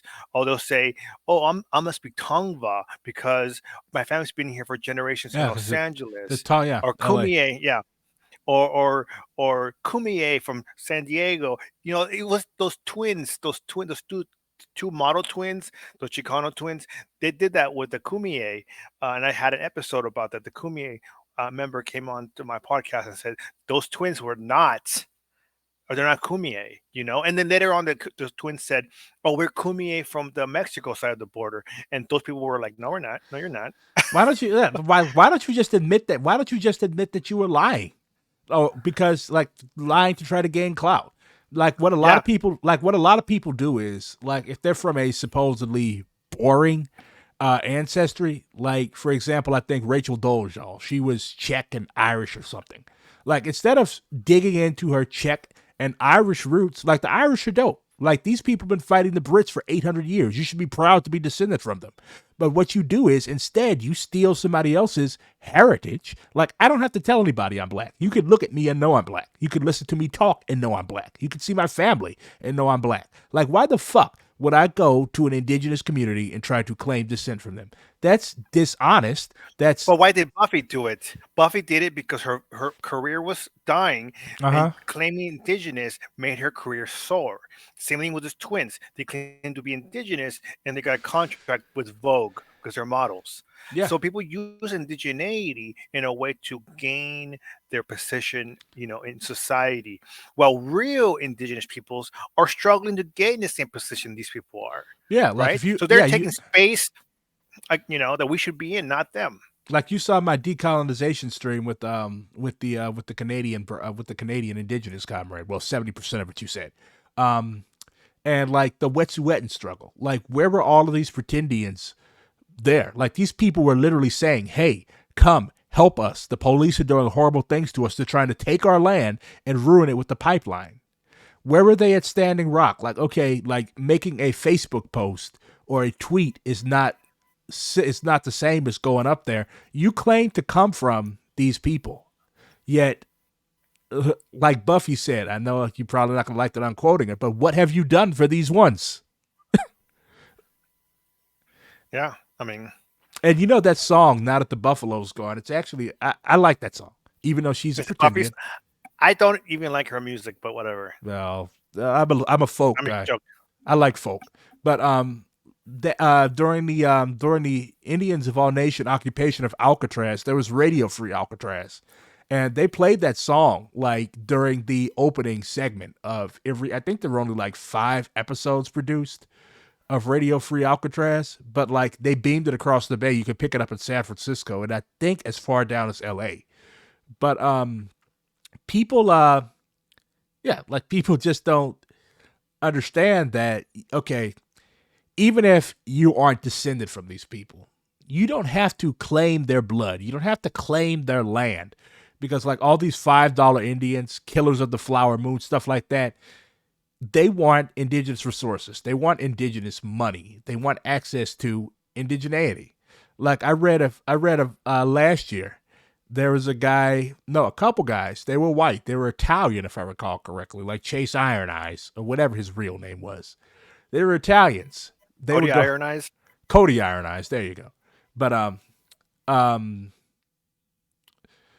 they were using, they were claiming that they were indigenous to get minority business enterprise grants and access to a privilege when they submitted their bids. Like, that's common. Or they'll hire either a black person or somebody that's actually enrolled in an indigenous nation. They'll use them as the owner of record, right? They'll have them as the CEO, the head of the LLC or whatever, while it's still the white people that's running the company.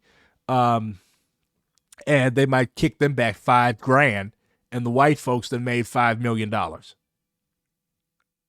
Like, that's very common. Like, there's Yeah. actual material benefits they recognize. Like, if white people are not any, or if white people are not innovative when it comes to fucking people over and stealing other people's money, they're not anything. Like, white people are Mm. very, very good at stealing. So I really appreciate the work that indigenous communities and, like, black people, like, we basically drag doles y'all through the mud, but, like, we have to be better at rooting out these people, like you said, because Mhm. you have indigenous people who are, like, I read about Pine Ridge. It broke my heart. You have people in the year of Gonzalo, in the year of Mao, 2023, who are living in the richest country in the history of humanity in plywood, shacks, and North Dakota, South Dakota. These are cold places, like -40, -50, below zero wind chill Fahrenheit. And you have elders. They can't walk to go chop firewood. That's why you said what you were saying about, like, indigenous reservations, indigenous communities actually taking care of themselves and doing all of these economic things that actually help raise their people's quality of life is extremely important. Because, as you, like I know, and I'm pretty sure you know, like, white people don't give a fuck. They're not coming to save us. Only we could save us. I agree. So let me go through this really quick. The other settler moved to innocence. Is claiming indigeneity. We as phenotypes, we talked about that. You can't do that, right? The Great Awakening. If you read "Becoming Indian" by Cersei Sturm, you'll see that how this is problematic. An example is Gloria Anzaldúa, right? She's a big Chicana author, but her content is racist as shit. She talks about her indigeneity as like this black demon inside her, right, coming out, and it's like really it's racist as fuck, A right? black Uh, demon. Where have I some heard that before? yeah, yeah. So and then uh, ancestry DNA test cannot tell you if you're indigenous. Even the website ancestry.com, right?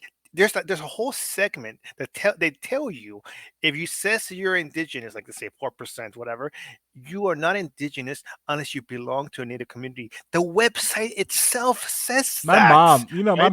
my mom actually took one of those, and this shows how, like, black people today deal with stuff like that. My mom took one of those. It said that she's 1% indigenous. Like, she said, "Oh, that's interesting," and then she forgot about it. She went on to researching, like, the groups that she was like 50 and 60%, the Yoruba, the Akan. Like, now, if a white person had taken that test and got 1% indigenous, she'd be wearing a fucking polyester bonnet tonight because it's Halloween. In Canada, there was a story that a dude swiped his dog's mouth and turned it in, and the dog came back as indigenous. Oh, so That's wow, racist. that is It's very racist. racist. Yeah, Yeah. that's very racist. It's saying that you guys are dogs. Yeah. So, and then there's the rhetoric of the detribalized. This is recent. Detribalized is like, I would say 2016, 2017 was when this term came out. And I was like taken back. I was like, what the fuck does this mean? Um, so, um, so Chicanos will say, I'm detribalized. What does Like, that even I'm mean? indigenous. I'm saying it. So they'll say that they are indigenous, but they don't know which community that they're from. So that means they're detribalized. But if you don't know if you're indigenous or how you're indigenous, how can you claim it? So a lot of them will say, "I'm detribalized." Not me, but they are. That they are detribalized. That's You like know? that's like me running around saying I'm de-Africanized. Yeah, it's stupid as shit. Yeah, it's that. How the fuck does that happen? Or like why like white people, even though like the white people in this country are basically mutts, like they're literally like if you ask a white person about their ancestry, they'll literally tell you, "Oh, I'm just a mutt," which is a very very disgusting way to describe yourself.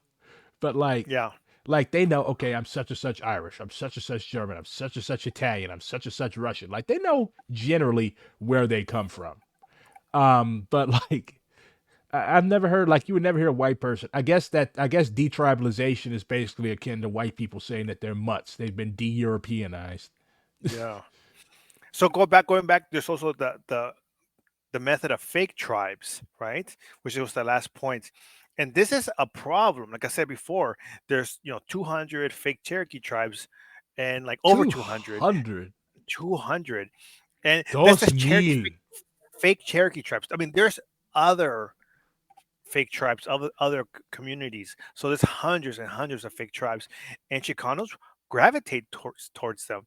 And one example is the Tapelam in San Antonio, Tapelam Colatecan. Colatecan is a dialect, right? Not a people. The Comanches could be considered Colatecan.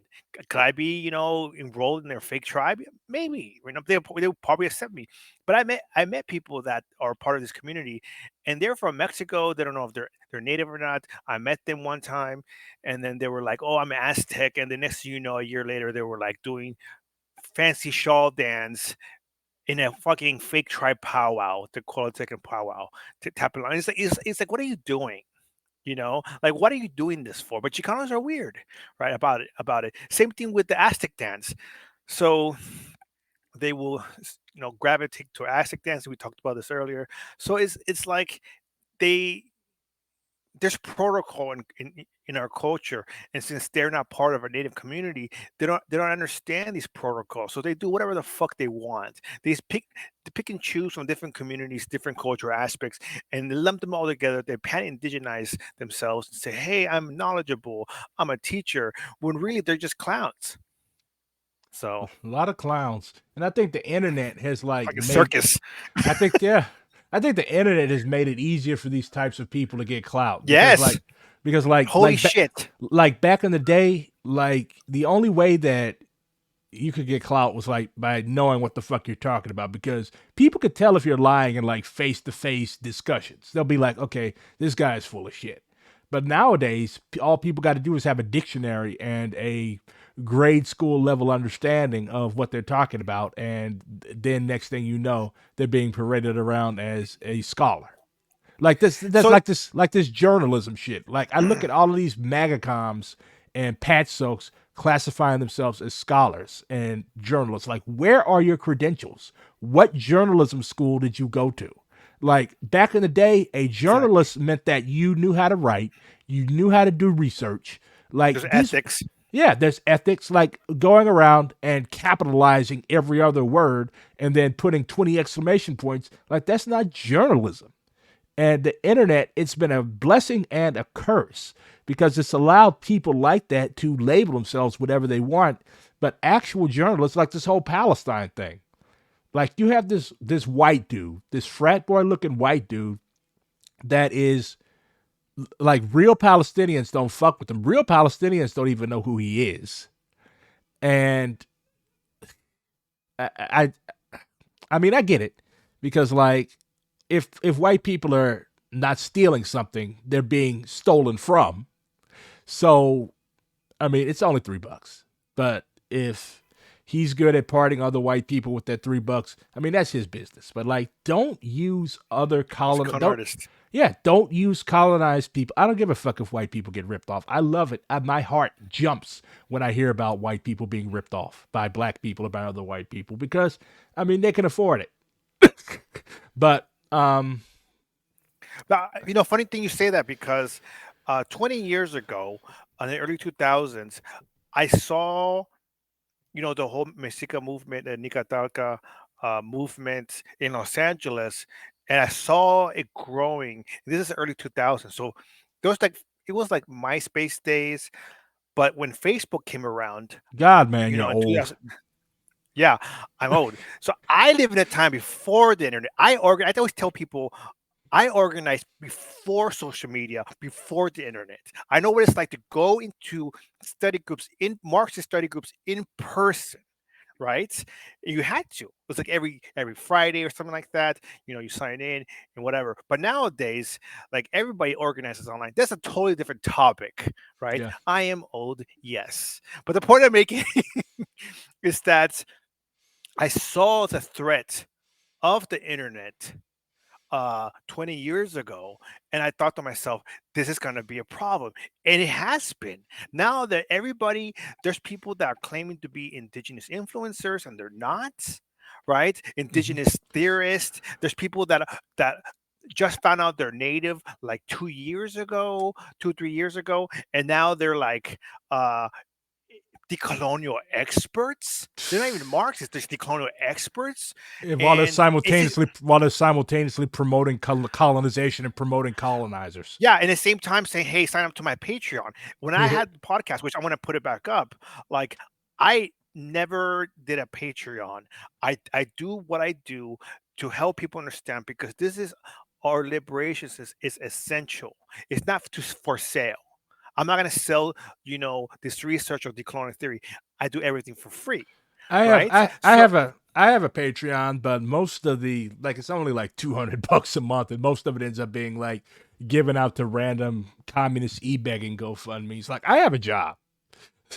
Like me too. Yeah. that's So what that's I that's the thing. So the thing is, like, the internet is a double-edged sword, and just like you said about Hinkle, like one moment, like he's denouncing decolonization on RBN, and the then next the next moment, yeah, the next moment he's lambasting Israeli settler colonialism. yeah. So to me, He's lambasting the entire Jewish identity, but let's not go there but on we can this we thing. can we can attack Hinkle all day, but there is really good Marxist podcasts out there that are settler Marxist podcasts that have ignored decolonial or indigenous Yeah. critiques of Western Marxism, and they stayed quiet for years. And I contacted them, and they contacted me. And then when this whole Palestine they came in, they centered themselves in the conversation on decolonization. To me, Hmm. it's sickening, right? Yeah. Because these people ignored the critiques, and they have really knowledgeable podcasts, but. If we were to talk to them, if I were to sit in front of them, in the table one on one, I would destroy these people. And it's Th- just like, and I thing respect is, them. I do thing respect them. thing is, it's easy. It's easy to talk about settler colonialism when it's halfway across the world, right? But it's hard to come to grips with the realization that you yourself are a colonizer because nobody wants to be a colonizer. What people understand, they're acting like it's a moral judgment. No, it's just talking about your relationship to the land. It's the same thing with this rich dude. I don't know what you want to talk about. This rich dude that fed jacketed me, Oh yeah, this I this know what you're year. talking about. So it's like this dude got mad at Derek for talking about Fanon and for saying that settler colonization is the main contradiction of the U.S. This dude literally was in my inbox set and asked me, "Why are you making so many memes about settlers, motherfucker? Because I'm native, right? Fuck you." And who the fuck? First of all, who the fuck is he to be like? Who is he to be talking about like what an indigenous person or what a black person or what anybody other than a white person does? Your job is to give money away. Your job is not to offer political critique or commentary. So because me as a native person made haha funny memes about settlers, the motherfucker called me a Fed. He said that's not Marxist. That shit is Fed shit. And I was Uh, like, well, you're missing the contradiction of settler colonization. What the fuck? So he Fed jacketed me, but now he created Palestinian Action US. He's yeah, centering himself in the yeah. conversation of decolonization of Palestine, but Fed jacketed me because his fingers hurt about a fucking meme. Get the fuck out of here. I Go mean, take a shit. that guy isn't the brightest cookie in the cookie jar. I'm telling you, settlers. We're gonna have a conversation about settlers itself. I mean, this is a conversation about Chicano settlers, but American settlers are another monster. These motherfuckers are pieces of shit. Like I said, people that I respect. Some of them I respect, because the content they make is good, but then they just center themselves. They ignore the indigenous people. They ignore black people. They ignore the conversation of New Africa, right? Yeah. It's black sovereignty. Or even if, Totally dismissing or the conversation. when they do engage with it, like you said, they center themselves. What's going to happen to black people? What's going to happen to white people in New Africa? Are we going to be enslaved? I mean, for one, you all will make horrible slaves. That's why you all had to go get us. Because, like, first of all, you all burn in the sun. Second of all y'all would do was sit down up under a fucking tree and complain about how depressed you are. So, no, I have no interest in enslaving white people. So, like, and I agree. what purpose do I have to what do I have to achieve by trying to extract forced labor from a bunch of people who in the 21st century are most renowned for their mental fragility and mental illnesses? No, I'm good. It's funny because settler Marxist parties are yelling at each other, "We're the vanguard." No, we are the real vanguard. But at the same time, Native people are running, infrastructure, economies, Yeah, like governments. they should be Like trying they should be we're walking the walk, and they're just like, "Oh no, don't do that. yeah, Don't like don't don't be with that person." they're And it's just supposed like to it's be kind of weird. they're supposed to be learning from y'all. Instead, they're learning from Deng Xiaoping, whose accomplishment was turning what was once a very great socialist state into a capitalist dystopia slash shithole. And they're also Mhm. learning from Stalin, who is, again, Stalin's my boy. But of the five heads, he's probably my least favorite because, like, why the fuck would you learn from a guy who, out of one side of his mouth, talked about the right for self determination, and then out of the other side of his mouth, moved entire whole ass ethnic groups off their homeland? Mhm. So, like, I Go ahead. yeah, Sorry. like I said, I don't worship any of these people because, like, I don't even worship the black theoreticians that I've learned from, like Walter Rodney, Asada, Malcolm X, W.B. Du Bois, um, Grace Lee Boggs, who was actually Chinese, but she rolled with our people. Yuri Kochiyama. Like, one distinguishing feature of these people, well, maybe not Du Bois, because Du Bois was arrogant as fuck. He kind of earned the right to be arrogant as fuck. He graduated from Harvard during the nadir of race relations. But, like, one thing I've noticed is that they are like, nobody is saying, uphold the immortal thought of Walter Rodney. I will smash your face in if you do not support Walter Rodney. Like, nobody is saying shit like that. That's only these crazy ass white people who live in a parasocial way through people who are dead and really didn't do all that much good when they were alive. That's why I So, did that document with Lenin or Stalin support decolonization, and I went through like 10 different books. I spent a whole month just rereading Lenin and Stalin, right? you And might going have back to, into my notes, bruh, you might have to use that Comanche glasses program in a minute. You read a lot. I do. Yeah. Yeah, I'm actually writing a book about decolonization, but and I have like, I would say, 20 to 30 sources within this book, right? But it's one of those things that you're right. These people, and I say it like this: Americans, what they do is they stand on a hill and they'll look abroad. Right? They'll be like, "Oh, look, Lenin said this, Stalin said this, Mao said this," while missing the contradictions on the land that they colonized themselves. Yeah, They will ignore indigenous sovereignty. They will ignore black liberation, black sovereignty. They will ignore settler colonization. They will ignore all of that shit because they're so tied up with Lenin, yeah. right? And Shit, it's like, Lenin himself, like, I've read a shitload of Lenin, just like you. Lenin himself, like, he constantly had to get on American communists' ass. Like, he literally, in in one instance, he told them to work with the Garvey movement. He's like, you have a organization that has gotten millions of black people into its ranks, yet you are in Harlem trying to fight them. How? And then at another one, a Comintern official, like, they had a meeting, and the Comintern official was like, "Where are all the Negroes?" Like, you sent like, how are you going to have a white person speaking on the black national question? Like how does that happen? It doesn't matter how much you've read. It doesn't matter how much black people you've talked to. Yeah, I love Herbert Aptheker, but like he doesn't get it like Malcolm did. He doesn't get it like Walter Rodney did. He doesn't get it like hell. Even Jay Sakai did, because even though Sakai isn't black, he's Japanese. This dude still understands how shit is going because he grew up in an oppressed community.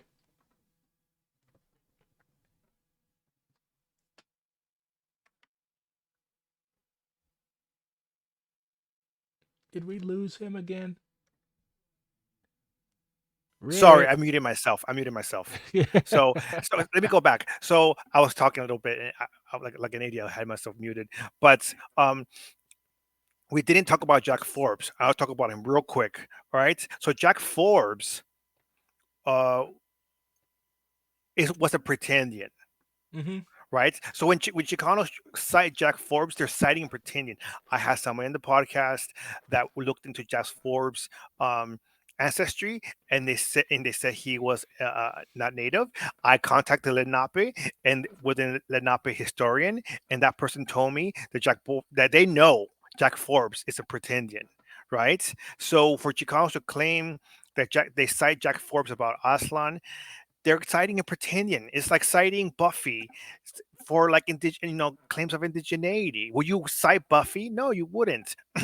I listened For to her indigenous music. knowledge. I listened to her music, but no, I wouldn't. I But wouldn't consider. yeah, now as you can't say, oh, I'm going to listen to an indigenous artist. No, Let me I put in wouldn't. Buffy. No, No, you wouldn't do that, no. right? Buffy Saint Marie is Buffy Santa Maria. She is a very good Italian artist. So my the thing, other let the me, other let me go back speak. with it. Hold on. The other somebody is asking who the other speaker is. You all need to learn how to like read the the descriptions. Like I literally put on my Twitter last night. This is who I'm going to be talking to tomorrow. This is Comrade Rick from the Comanche Nation, and a very good and very, very, very, very thorough comrade. Thank you. The other aspect too we have to think about is that the self-determination era of Native started in 1960, was 68, right? To Mhm. now, it's present. We are in a self-determination era, which means Native people are strengthening our sovereignty. Lenin died in the early 1900s. So that contradiction of sovereignty, native sovereignty, was not really in Lenin's mind. He still wrote about colonies and liberating colonies, but these people that lived in the early 1900s that were Marxists. I mean, if they live now, I mean, they would have to adjust to how they And then the thought. thing that gets me You know, is that like I really, really respect Ho Chi Minh because like he had an innate connection to black people because he lived with us. Like he lived in Harlem. He traveled around the country and he saw how we were treated. That is directly responsible for the fact that the Viet Cong, the National Liberation Front, the Viet Cong is what the GIs call it, but the National Liberation Front, in many instances, like there are many, many reports of the National Liberation Front refusing to shoot black soldiers. Like Ho Chi Minh lived among us. The other Marxists that people like to cite, yes, they are very, very theoretically developed people, and they did very, very good things for their respective nations and countries. But like Mao never came to the United States. Lenin never came to the United States. Stalin never came to the United States. Um, Marx and Engels never came to the United States. So they never, like, I don't think Marx or Engels ever said more than a mumbling word. Like, there is no treatise from Marx or Engels about the conditions of the American slave or the American indigenous because Marx and Engels weren't writing for the American slave or the American indigenous. They were writing for the European industrial working class. As a matter of fact, if I recall correctly, I think Engels called Mexicans lazy. So, like, we're not Engels is obliged. racist. Just a Yeah. saying. I mean, he was a white man in Europe in the 18. Origins of Family is racist as fuck. Fuck Huh? that book. Origins of Family or Origins of I mean, yeah, they routinely a referred to shit people. book. I mean, they were going off Hegel, and Hegel considered Africans people with no history. That's why I've never read the motherfucker. Like, how am I going? Why would I read? Like, okay, when I look into a new author or a new person to read, a philosopher or whatever, I immediately think, what did they think about my people? So I do research and I think, what does this person have to say about me? That's why I stopped reading Clausewitz, because he considered guerrilla warfare to be barbaric, if I recall correctly. So I want to bring another example. I used to fuck with another settler leftist, quote unquote, Marxist, quote unquote, podcast. I don't think they're Marxists or leftists, right? And then we were talking about a study group, and I was trying to do an online study group with one of their, circles, one of their members, and then they brought up Origins by Engels, and I said, hey, this book is fucking racist, right? And I can't support this book. And we went back and forth, and they were like, hey, are we supposed to throw out the whole book? I was like, no, if you look at it like it's just a racist piece of shit book, yeah, you can read it, but I don't support it. I'm being Yeah. honest. I really don't support it. Yeah. So we got into an argument, and I said, if you don't understand the origins of anthropology and the indigenous and black critiques, or the decolonial critiques of anthropology, you're not going to understand my critiques of Engels. And Mm-hmm. then they were like, oh, anthropology is racist? Yes. The whole Uh, field is racist as shit. I mean, all Like you have to do, Brown. all you have to do is talk to any indigenous nation, who many of which have had extensive experience with anthropologists, and they'll tell you, yeah, these people are racist, and they will take advantage. They took advantage of us. They have my grandmother. They Yes. they stole my grandmother's basket, and they put it in a museum, and they will never, and they So won't give it back. I told them, with that comment alone, it shows me that you're not even on the same wavelength as me. Like, Yeah. I'm having to tell you like a baby, the anthropology, its origins are is fucking racism. To this day, people are critiquing, and I have articles I will put inside the podcast share drive eventually, of the racism of anthropology, of archaeology, and these people, they read, like you said, they read Lenin and be dogmatic about it. They read Engels and be They don't dogmatic even. about it. They don't But at the even. same time, They don't even read. They don't even understand the people that they read. They skim this stuff, or they don't even give it a close reading. They don't take notes. They don't like actually engage with this stuff and apply it to the conditions of the country in which they live.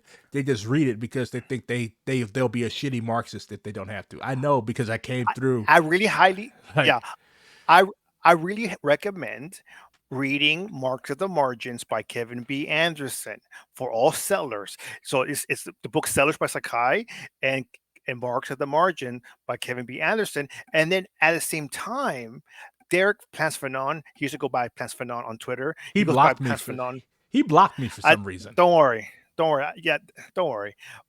He thinks you're cool. I talked to him the other day. Yeah, he was like, "Yes." But the thing is, we were under a lot of stress on Twitter. Twitter's very stressful. But the point is, I'm making about this is that he brought up uh, Lwazi Lushaba from South Africa. He's a South African Marxist, right? And he critiques Marxism in a decolonial sense, and it's so fucking. If you just Google Lwazi Lushaba on YouTube, and all his lectures come up, that shit is next level Marxism, straight up. Right, that Okay. is decolonial Marxism. That Walter Rodney as well, right? Them together with Fanon, You cannot it's understand just if you have not read Du Bois, if you have not read Walter Rodney, if you have not read C.L.R. Robinson's Black Jacobins, and if you have not read um, Asada, if you've not read Malcolm, if you've not read those five, you don't know shit about the United States. Or Same thing with, yeah, native theorists. Same thing with Howard Adams, right? Native Marxist, from the 70s. We got like Tayaki Alfred, which I interviewed twice, right? And these two, Alfred is not a Marxist, but they're still decolonial theorists, yeah, like right? the And if older I get, like I'm almost 30, I'll be 30 next year. Like when I was like 22, 23, like those are your dogmatic years, right? Like I'm like, yeah, anybody who isn't a Maoist must be smashed. You are a revisionist, opportunist scum. Then as I got older, and like I had black elders, thankfully, because like I'm from the city that Ferguson popped off in. So there's quite a few like people who've been doing this shit for years, and they're like, Chris, I met the RCP in the 80s, okay? They didn't succeed then. You're not gonna succeed now. You're making an ass out of yourself. Like I Yeah. have Sorry, go ahead. like I met people that actually went through the new communist movement. Like these people actually knew Bob Avakian before he was crazy. They knew various people that I had only known through reading or through online. Like I met people who had met Kwame Ture, aka Stokely Carmichael. So That's cool. it's really important. One thing that I think black people, new Africans, and indigenous people have is a firm respect for actual elders. Now we have to draw a line between like an actual elder and an old moron that the devil himself doesn't even want. Um, like an actual elder has been there. They maintain humility and they see it as their goal to guide the next generation. So I'm really grateful to various elders to help keep me on the right ideological path. Like Omali Yeshitela is not an elder. Omali Yeshitela is nothing but an old grifter. Asada would qualify as an elder. If Kwame Ture was still alive, he would qualify as an elder. Yeah, so if you look, let me go find this pod. I have it on my. Go to the Decolonized Buffalo Instagram for those that are listening, and go to the highlights called Decolonization. The first highlight, the first story, is a link to the Subversive History podcast episode that I did with Alfred, right, and also with other people from the other pod, Subversive History, and you see, you know, a lot of settler Marxists have never read Alfred, right? They haven't really read Howard Adams, and if they read him the wrong way, Mm-hmm. right? And I talk about that on that episode, and because they don't understand Native history, they don't understand sovereignty, they don't understand, all these things. Um, you know, Has anyone ever told you that you look like Christopher Jordan's daughter before he got famous? who the fuck is that? That's the guy that killed a bunch of cops in L.A. Chris Oh, the Dorner. hero, the Chris hero. Dorner. Do, uh, do you think I look like Chris Dorner? I don't think so. That's so fucking racist. What the fuck? I'm Boot about to. him. Yeah, I'm going to be bastard. He's like, what did I say? You this man, yeah, that's disrespectful. I've got a guest on, and he's throwing out some good shit, and you come in here with your stupid little joke.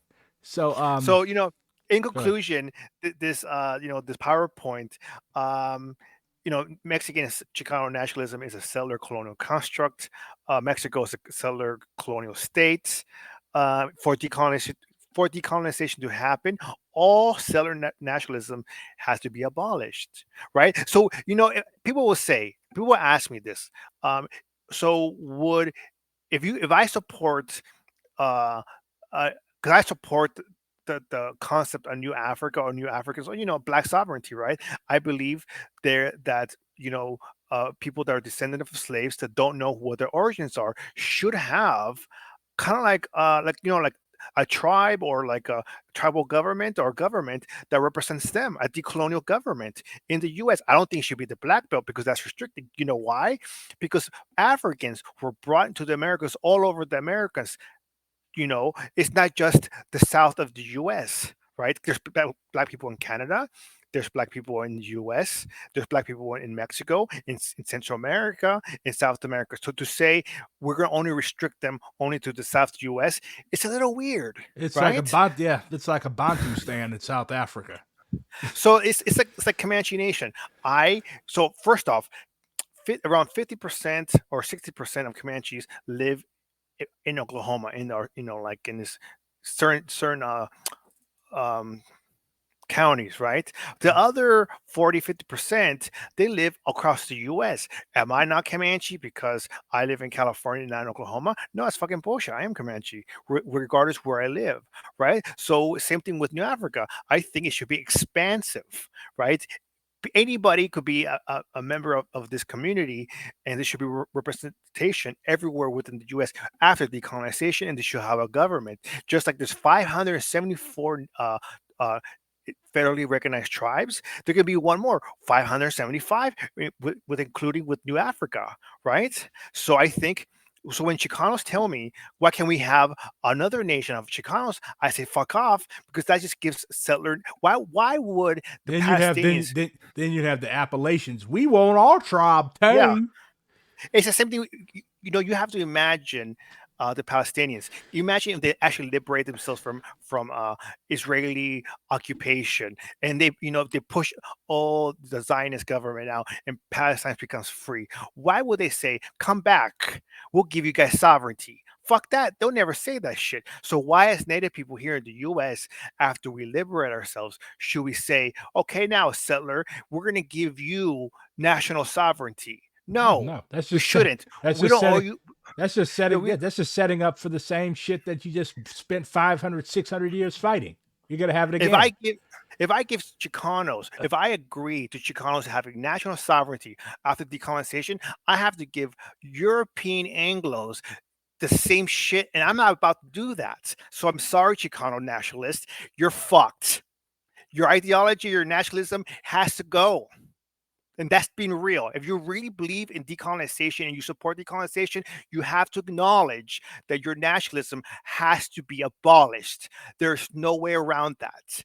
I'm not going to baby settler fragility for anybody. That includes Chicano nationalists and Mexican nationalism. So if I'm talking about Canadian nationalism, U.S. nationalism, Chicano nationalism, and Mexican nationalism. All whole fucking continent needs to be restructured. Hey Rick, can I say something? Yes. I understand that you oppose the concept of Chicanos, but you kind of sound like one. How's that? I don't know. It's Oh, I like, have an accent. yeah, My you talk to like I talk to you sound like a Mexican dude from L.A., bro. I was born in Mexico. Oh, Spanish okay, was my first language. Yes, okay. I didn't speak English till I was like in I would say third or fourth grade. Yeah, I was like, this dude sounds like a cholo, and he's going in on him. But I really appreciated this discussion, man. This is probably the best one that I've had. Oh, Do you, thank you. do you have any questions for me? No, I think I actually want to go come back, maybe talk about decolonization, envisioning it. So I want to let people know that I am recording on Friday with Plans for Non Derek and Mylin from Radical Narrative. And we're going to do one about decolonial theory and envisioning decolonization. This last part of the conversation we had, we're going to go very, very detailed what decolonization actually looks like. And the reason I say that is because too many settlers want to center themselves. They want to have like a U.S. Marxist state, and then be like, okay, we just take advice from natives whenever we have to. No, that's not liberation. Liberation is abolishing the settler state, and I'm not here for a Marxist settler state. I'm here for a Marxist decolonial state, not for a Marxist settler state. I'm sorry. Where will New Africa be? Up your Everywhere. ass. Up your ass. Everywhere, because there's black people everywhere, just like native people are everywhere. So New Africa is going to be up that poster's ass. yeah, it is quote unquote Marxist settlers. Yeah, they're not Marxist. I mean, they're not, to me, they're not Marxist. All they are is settlers doing a move to innocence, a settler move to innocence, and they're using Marxism as that. They're saying we're not settlers no more, we're not occupiers anymore because we're Marxists. That is wrong. You're still settlers. Even as a Marxist, you're still a settler. There's no So such there's no such thing as a Marxist. There's just various shades of opportunism and revisionism. yeah. I'm Well, trolling. yeah, I enjoyed. I enjoyed this opportunity. I didn't even know you had a YouTube or a streaming channel. I thought you were just on YouTube, not YouTube. I mean Twitter. And so when somebody told me, "Hey, that you mentioned me on on your episode about land back," I was like, "What?" And they sent it to me, and I listened to it. I was like, "Oh yeah, I'll talk about this." I'm glad you did, but yeah, I only started Twitch in like May. But Ah, it apparently suits me very well. Like I've got almost 900 followers on Twitch, so I that's mean, cool. it's a nice little format, and I am definitely going to send this to you so you can put it Yeah. on your podcast. So, so So people that are listening, my podcast will come back up n- this Friday or next week, and I'm gonna take the episodes that I did that I think that are worth putting back up, But I'm starting with a brand new episode, and I turned off my pod because my wife had surgery for cancer. We're still waiting to see if it's gone or if it's going to come back, right? And that's a lot of stress, right? The thing with Uh, the thing with content creators is that like people think that like we don't have lives, okay? Like yeah. my schedule is I get off my job. I work at a homeless shelter, okay? I wouldn't call it stressful, but it can be stressful. Somebody pulled a gun on my coworker last night. Mm, Thankfully, he is no longer a problem. The asshole that did that, but like we have actual lives. Like hmm I help take care of my grandma who has dementia. Like I love doing this, but um people expect a lot out of us. Like they expect to hmm have access to us 24 hours of the day. It's like no. Like sometimes I might need to take a night off. Sometimes I might come home. I had a very emotionally draining day at work. Sometimes I might just need to come home and I don't know, hack at Stormcloaks on Skyrim. Yeah. But I guess like it's a double edged sword. Like if you put yourself out as I don't even deign to call myself a public figure, but if you put yourself out as like a political commentator or a historical commentator or a whatever, and people like your stuff, I mean you're kind of asking for it. Like if you want a private life, have a private life. That's But why I don't show my face because I got even before I had a podcast, I started mine November 1st, 2008. No, 2018. My bad, 2018. So how many years ago is that? That's it's 5 years ago to the day. 5 years ago. Yeah, Yeah, 5 years ago. It's now November 1st where I am. So happy anniversary. Oh, thank you. Yeah. So I think I even before I had the pod, I got death threats for speaking about the same topic I just came on your podcast. I was Death doing the threats, same shit. death Yeah. threat from who? Chicanos. It, Chicanos in California, Chicanos in Texas, they would say, and they fed jacketed me too. They would say, "Oh, I heard the most obscene shit." Like because I work with, I did like a podcast with Daryl LaRoe, which we quoted, right? They'll be like, "Oh, Rick is a federale from Mexico that's trying to disrupt indigenous people in the U.S. is working with the Canadian oh, government." It the was like, what the fuck? Get the federal. fuck out of here, man! Yes, I'm yes. just a native person. I thought you meant they sent the Serenos and the Norteños on your ass or something. No, but I had people dox me, put my picture out there, put my address up on the internet, and say shoot up Oof. my house. And I was like, oh, this is. I actually stepped back. This is before the pod. I stepped back from speaking about To Chicanismo for a while live and because, die in LA. yeah, and I was like, no. So I made the podcast, and again, death threats. And it's just like, this is why I don't show my face. You're gonna have security culture. Some people know who I am, and I do show my face in public, but I don't say, "Hey, I'm the dude from I'm the Decolonized Buffalo." I don't. I say, "I am Rick," and and that's it. And I'm here and there. The other aspect of me quitting the podcast, or not quitting, but rebooting and turning it off, was because somebody kidnapped my kids. A neighbor. What? Yeah, They a neighbor kidnapped your kidnapped kids for? y- crazy white woman, Well, why would right? she kidnap your kids? Like, why not somebody else's kids down the street? She was fetishizing my daughter, and it's a long story. I'll talk about it on a pod, but the point I'm making is that she um she like, I told my we told our daughter she was going to get homeschooled because there was like a really bad people that influence her in her school, Mm-hmm. and that lady was like, oh, we don't like that. She didn't like that we told our daughter that shit, so she kidnapped my both of my kids. Wow. And then when we tried to call the cops, we found out we learned the hard way that that lady, the cops were covering her tracks. They were friends with cops. So when the cops came to my house and they were like, "Oh, this lady was making obscene, claims," and we were like, "No." Our daughter was like, I was held hostage in her house. She wouldn't let me go." So it was a Karen with police connections, and me being part of the podcast, I got paranoid as fuck, right?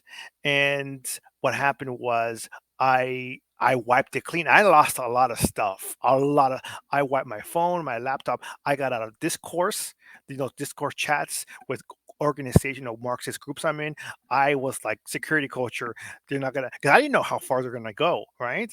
Yeah. That lady, she called her intelligence friend to help her cover it up. So he was an intelligence officer, right? And I got paranoid as fuck. Anybody would be paranoid, right?